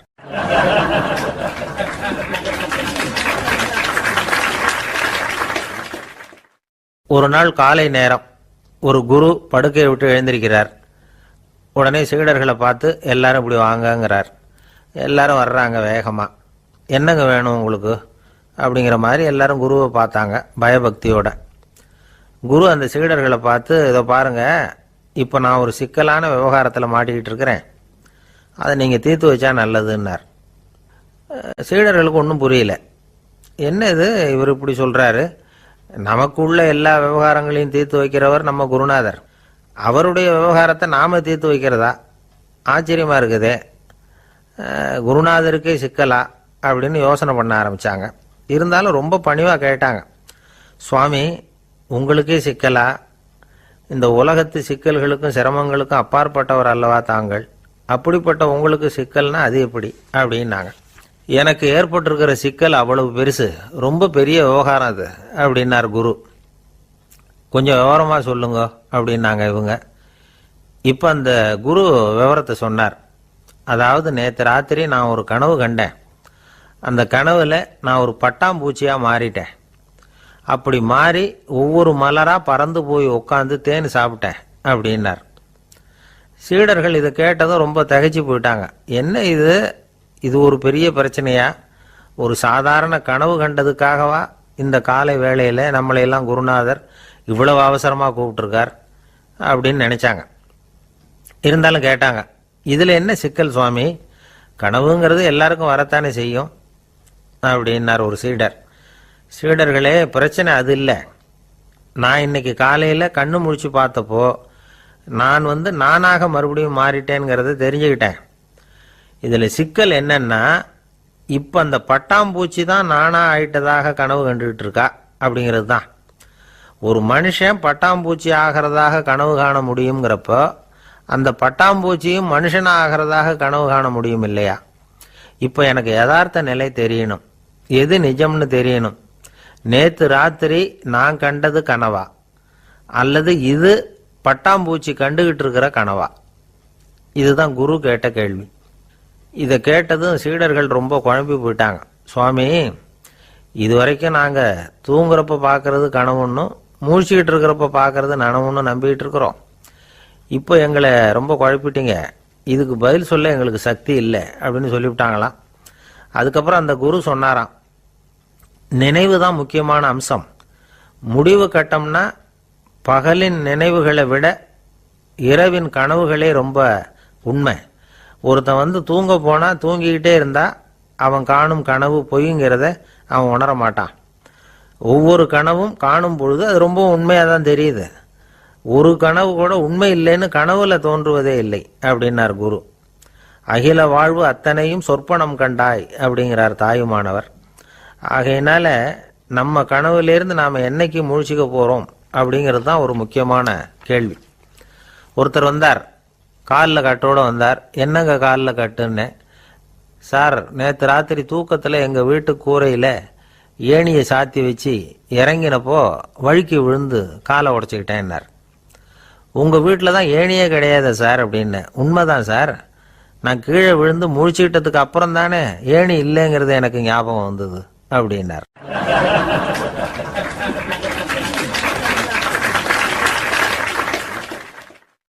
சில பேர் ஆளை பார்த்தா 60 வயசு மாதிரி தோணும். உண்மையான வயசு என்னன்னு பார்த்தா 40 அல்லது 45 சில பேரை பார்க்கறதுக்கு 45 மாதிரி தெரியும், உண்மையிலேயே 65 தாண்டி இருப்பாங்க. ஒரு மனிதனுக்கு 2 வகையான வயது உண்டுங்கிறார் ஓஷோ. அதாவது உடம்புக்குன்னு ஒரு வயசு, மனசுக்குன்னு ஒரு வயசு. முதல் உலக மகாயுத்தம் நடந்தது இல்லையா, அது முடிஞ்சதுக்கு அப்புறம் முதல் தடவையா மனிதனின் மூளை வளர்ச்சியை பற்றி மனநல வைத்தியர்கள் ஒரு கணக்கெடுப்பு சோதனை நடத்தினாங்களாம். அது வரைக்கும் மனிதனுக்கு 2 வகையான வயது உண்டுன்னு யாரும் சிந்திச்சதே இல்லையா. அந்த உலக மகா யுத்தம் முடிஞ்சதுக்கு அப்புறம் மனிதனுடைய சராசரி மனதின் வயதை கணக்கிட்டு பார்க்கும் பொழுது அவங்களுக்கெல்லாம் ரொம்ப அதிர்ச்சியாக இருந்துதான். ஏன்னா அது ரொம்ப பின்தங்கிய நிலையில் இருந்திருக்கு, வளர்ச்சி அடையாத நிலையில் இருந்திருக்கு. அவங்க கண்டுபிடிச்ச பிரகாரம் அப்போ மனசோட சராசரி வயசு என்ன தெரியுமா? 14. அப்படின்னா பார்த்துங்க, உடல் ரீதியாக ஒருத்தரோட வயசு 70 கூட இருக்கலாம், ஆனால் மனசோட வயசு 14 தான். இதுக்கு நேர்மாறாக அமைஞ்சு போச்சுன்னு வச்சுங்க.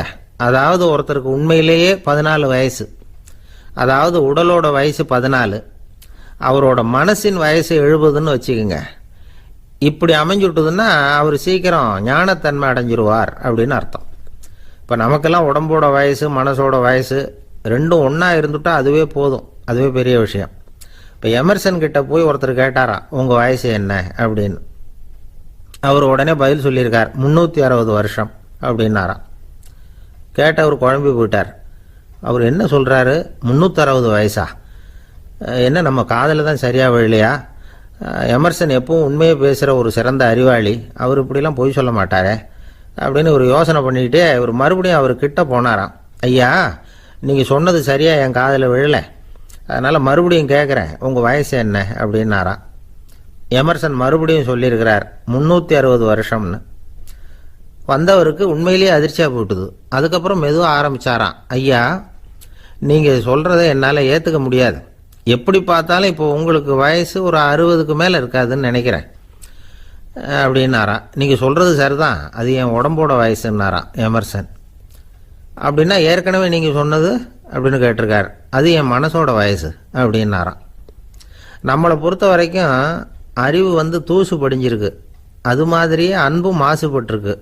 இது ரெண்டையும் சுத்தம் பண்ண வேண்டியிருக்குது, அப்போ தான் நாம் சரியான வயசில் வாழ முடியும்.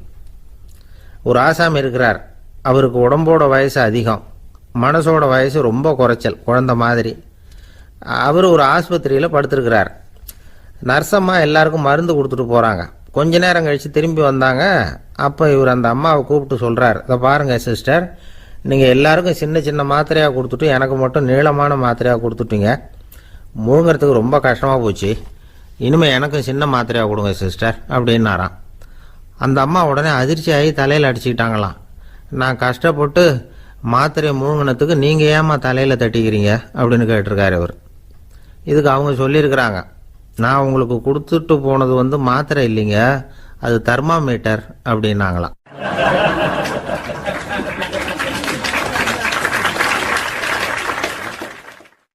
நாட்டில் நல்லவங்க ஒருத்தர் 2 பேர் இருக்கிறதுனால தாங்க மழையே பெய்யுது அப்படின்னு சொல்றது உண்டு.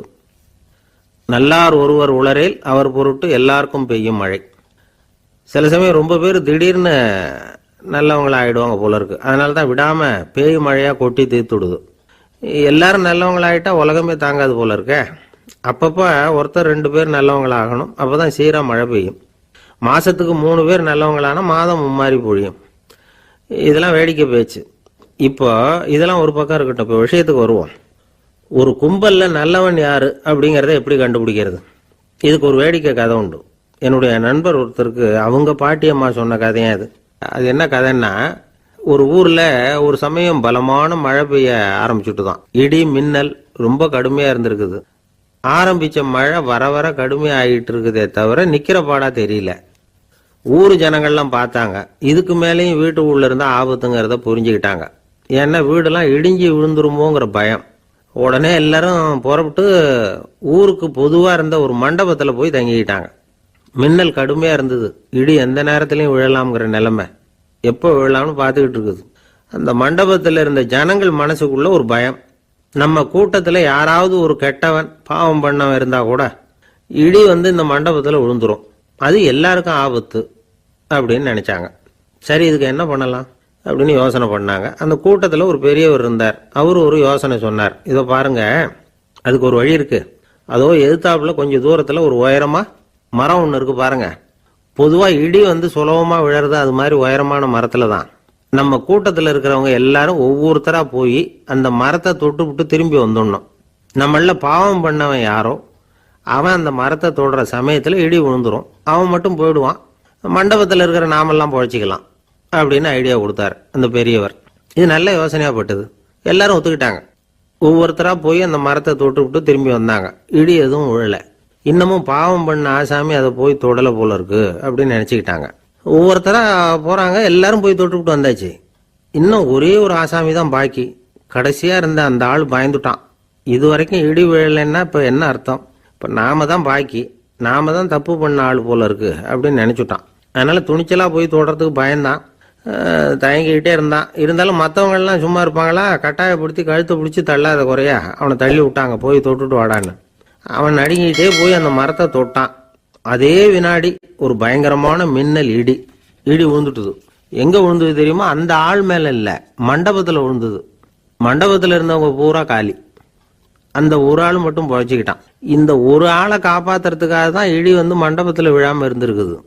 இதுதான் கதை. அதனால நல்லவங்க எப்படியும் தப்பிச்சுக்குவாங்க அப்படிங்கிறது ஒரு நீதி. ஒருத்தன் அப்படிதான் தெருவில் நடந்து போய்கிட்டு இருந்தான், ரொம்ப நல்லவன். எதிரில் ஒருத்தன் சைக்கிளில் வந்துகிட்டு இருந்தான். அதுல மோதி இவன் கீழே விழுந்துட்டான். சைக்கிள்காரன் உடனே இறங்கி இவனை தூக்கி விட்டான். இவன் எழுந்திரிச்சு அவனை முறைச்சி பார்த்தான். அப்படி பார்க்காதீங்க சார், நீங்க ரொம்ப புண்ணியம் பண்ணியிருக்கீங்க, அதுதான் இப்போ வந்து சைக்கிளில் மோதிக்கிட்டீங்க அப்படின்றான். என்ன அப்படி சொல்றேன் நான்? இவன் 10 நிமிஷத்துக்கு முன்னாடி நான் லாரி ஓட்டிட்டு வந்தேன், அப்போ நீங்க எதிரில் வந்திருந்தீங்கன்னா என்ன ஆயிருக்கும் அப்படின்னானா அவன்.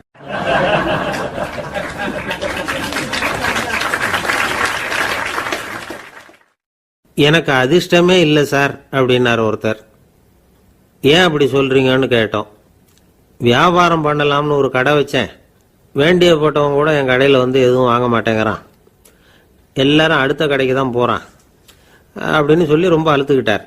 இதுக்கு போய் அதிர்ஷ்டம் இல்லைன்னு சொல்லாதீங்க, வாடிக்கையாளர்களை வந்து கவர்றது எப்படிங்கிறது உங்களுக்கு தெரியல, அதுதான் குறை அப்படின்னும். சார் உங்களுக்கு தெரிஞ்ச அந்த ரகசியத்தை எனக்கும் கொஞ்சம் சொல்லி கொடுங்களேன் அப்படின்னார். சரி உங்க காதை இப்படி கொடுங்க அப்படின்னு சொல்லி அது சம்பந்தமா பெரிய வல்லுநர்கள் சொல்லி இருக்கிற கருத்துக்களை அவர்கிட்ட சொல்ல ஆரம்பிச்சோம். அதாவது இந்த வாடிக்கையாளர்களை கவர்றதுக்கு வல்லுநர்கள் பல ஆலோசனைகளை ஏற்கனவே சொல்லி வச்சிருக்கிறாங்க. அது சம்பந்தமா அனுபவப்பட்டவங்க, அதை தெரிஞ்சு வச்சுக்கணும். அதாவது கடை வச்சிருக்கிறவங்க எல்லாரும் இதை கொஞ்சம் காதில் வாங்கி வச்சுக்கணும். எதை இப்ப சொல்ல போறத. எப்பவும் பணத்தை சம்பாதிக்கிறதுலயே குறியா இருக்கக்கூடாதான். அதை விட முக்கியமா நீங்க சம்பாதிக்க வேண்டியது வாடிக்கையாளர்களுடைய மன நிறைவு.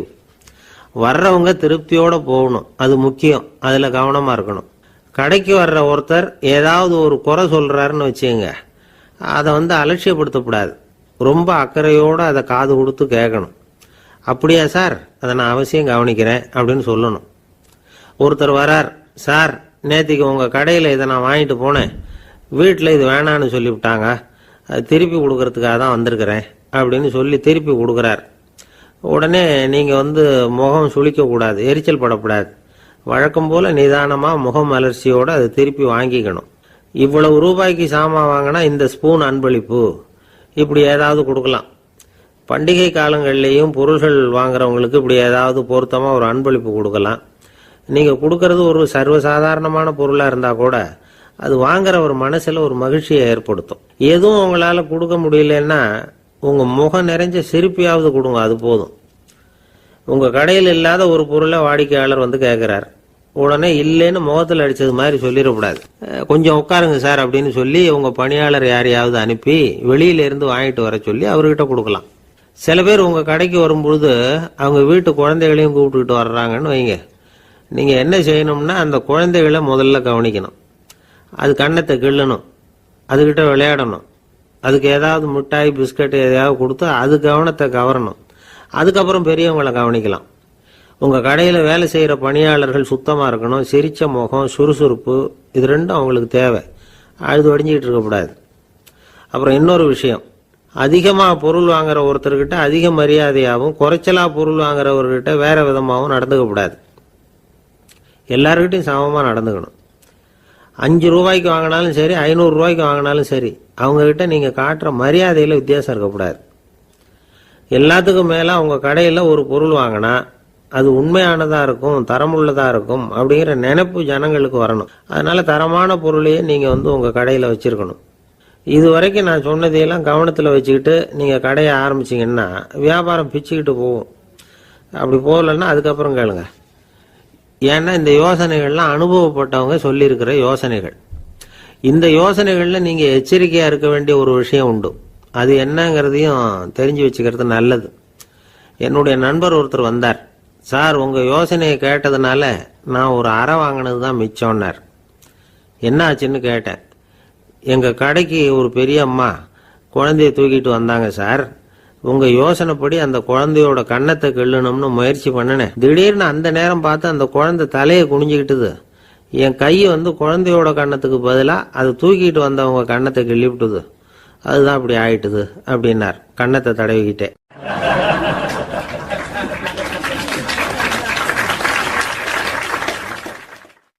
ஒரு நாள் ஒரு 10-15 பள்ளிக்கூடத்து பிள்ளைங்க தேடிட்டு வந்தாங்க. உங்களை பார்த்துட்டு தான் போகணும், அதுக்காக தான் வந்திருக்கோம்னாங்க. என்ன விஷயம்னு கேட்டோம். நாங்கள்லாம் கூடி ஒரு முடிவு பண்ணியிருக்கிறோம், அதை உங்ககிட்ட சொல்லணும் அப்படின்னாங்க. அதுவும் ஒரு வாண்டு பையன் அதை சொன்னான். என்ன முடிவு அது அப்படின்னு கேட்டோம் ரொம்ப ஆர்வமாக. அதை இப்போ சொல்ல மாட்டோம், எங்களுக்கு பிடிக்கிற மாதிரி ஏதாவது ஒரு தகவல் சொன்னால் அதுக்கப்புறம் நாங்கள் அதை சொல்கிறோம் அப்படின்னா அந்த வாண்டு பையன். சரி, சின்ன பையன்கிட்ட இன்னைக்கு வசமாக மாட்டிக்கிட்டோம் அப்படின்னு நினச்சிக்கிட்டு அவங்களுக்கு தகுந்த மாதிரி ஒரு கதை சொல்ல ஆரம்பித்தோம். அது என்ன கதைன்னா, ஒரு பெரிய காடு, அதில் பலவிதமான மிருகங்கள். அந்த காட்டுக்கு ஒரு சிங்கம் தான் ராஜா. எப்பவும் காட்டுக்கு அது தானே ராஜா. ஒரு பெரிய யானைக்கு இது பொறுக்கலை. என்ன இது, எப்போ பார்த்தாலும் இங்கே சிங்கத்துக்கே ராஜா பதவி கிடைக்குது, நான்லாம் எவ்வளவு பலசாலியாக இருக்கிறேன், அப்படி இருந்தும் எனக்கு அந்த பதவி கிடைக்கலையே அப்படின்னு தனக்குள்ளே பொறுமிக்கிட்டே இருந்தது. ராஜா பதவியை நினச்சி ரொம்ப ஏக்கம், அதுக்கு பதவி மோகம். இந்த சமயம் பார்த்து ஒரு குள்ள நரி கூட்டம் அதை தேடிட்டு வந்தது. ஐயா பெரியவங்களே, நீங்கள் இந்த காட்டுக்கு ராஜாவாக இருக்க ஆசைப்படுறீங்க, அதில் ஒன்றும் தப்பு இல்லை. ஆனால் அதுக்கு முன்னாடி நீங்கள் எங்கள் கூட்டத்துக்கு கொஞ்ச நாள் தலைவராக இருங்க, அதாவது ராஜாவாக இருங்களேன், உங்களுக்கும் ஒரு ட்ரைனிங் கிடைச்சது மாதிரி இருக்கும் அப்படின்னு சொல்லியிருக்குது இந்த கூட்டம், குள்ள நரி கூட்டம். இதை கேட்ட உடனே யானைக்கு ரொம்ப சந்தோஷம் தாங்கலை. அதுதான் எப்போன்னு பதவிக்காக காத்துக்கிட்டு இருக்குதே. இருந்தாலும் கொஞ்சம் பிகுவோட, சரி நீங்கள்லாம் இவ்வளோ தூரம் என்னை தேடிட்டு வந்து கேட்கறதுனால மறுக்க முடியல அப்படின்னு ரொம்ப ஏதோ அவளுக்கு சிரமப்பட்டு ஒத்துக்கிறது மாதிரி ஒத்துக்கிட்டது. ஏதோ உங்கள் ஆசைக்கு கட்டுப்படுறேன், கொஞ்ச நாள் உங்கள் கூட்டத்துக்கு ராஜாவாக இருக்கிறதுக்கு சம்மதிக்கிறேன் அப்படின்னுது. உடனே அந்த யானை ராஜ நட போட ஆரம்பிச்சிட்டுது. யானை சாதாரணமாக நடந்தாவே எப்படி இருக்குங்கிறது நமக்கு தெரியும். அதுவே ராஜ நடந்தால் எப்படி இருக்கும் கற்பனை பண்ணி பாருங்கள். யானை முன்னாடி கம்பீரமாக போய்கிட்டு இருக்குது, தலைவர் இல்லையா, அதனால் குள்ள நரிகள்லாம் ரொம்ப அடக்கமாக அது பின்னாடி அணிவகுத்து போயிட்டு இருக்குது. ராஜா வாழ்க, மன்னர் வாழ்க அப்படின்னு கோஷம் வேற. யானைக்கு தலைகால புரியல, அவ்வளவு சந்தோஷம். அந்த யானைக்கு செருக்கு, ஆணவம் எல்லாம் ஏற்பட்டு போச்சு. அதுக்கப்புறம் அது தரையை பார்க்குமா, நிமிர்ந்து நடக்க ஆரம்பிச்சுட்டுது. தரையை பார்க்குறதே இல்லை. அப்படி போயிட்டு இருக்கிறப்போ ஒரு சதுப்பு நிலத்தில் திடீர்னு காலை வச்சுட்டுது. அவ்வளோதான், கால் உள்ளே போட்டுது. இன்னொரு காலை எடுத்து வச்சுது, அதுவும் உள்ளே போட்டுது. அந்த 2 காலையும் எடுக்கிறதுக்காக அடுத்த 2 காலையும் அழுத்திச்சு, அதுவும் உள்ளே போக ஆரம்பிச்சுட்டுது. இப்போ 4 காலம் வசமாக சேத்துல அழுந்தி போச்சு, எடுக்க முடியல. குள்ள நரிகள்லாம் அதை சுற்றி வந்தது. சிலது சுற்றி நின்று டான்ஸ் ஆட ஆரம்பிச்சுட்டுது யானையை பார்த்துட்டு. இதை யானை பார்த்தது. என்ன இது, தலைவர் நான் தவிச்சுக்கிட்டு இருக்கிறேன், தொண்டர்கள்லாம் சுற்றி நின்று வேடிக்கை பார்த்துக்கிட்டு இருக்கிறீங்க, டான்ஸ் ஆடுறீங்க அப்படின்னு கேட்டுதான். தொண்டர்களே, தலைவர் நான் தவிச்சுக்கிட்டு இருக்கிறது உங்களுக்கு தெரியலையா? இப்போ உடனே உங்கள் தலைவரை காப்பாற்ற வேண்டியது உங்கள் கடமை இல்லையா அப்படின்னு கத்துச்சான் அந்த யானை.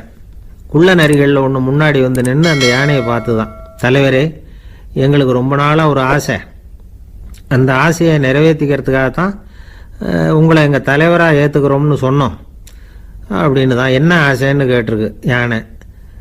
யானை கறி சாப்பிட்டு பார்க்கணுங்கிறது எங்களுக்கு ரொம்ப நாளாக ஆசை, அது இன்னைக்கு தான் நிறைவேற போகுது அப்படின்னு தான் அந்த நரி. இதை கேட்ட உடனே அந்த யானை அப்படியே மூர்ச்சி ஆகிட்டு தான். நரிகள்லாம் அது மேலே ஏறி குதற ஆரம்பிச்சுட்டு தான்.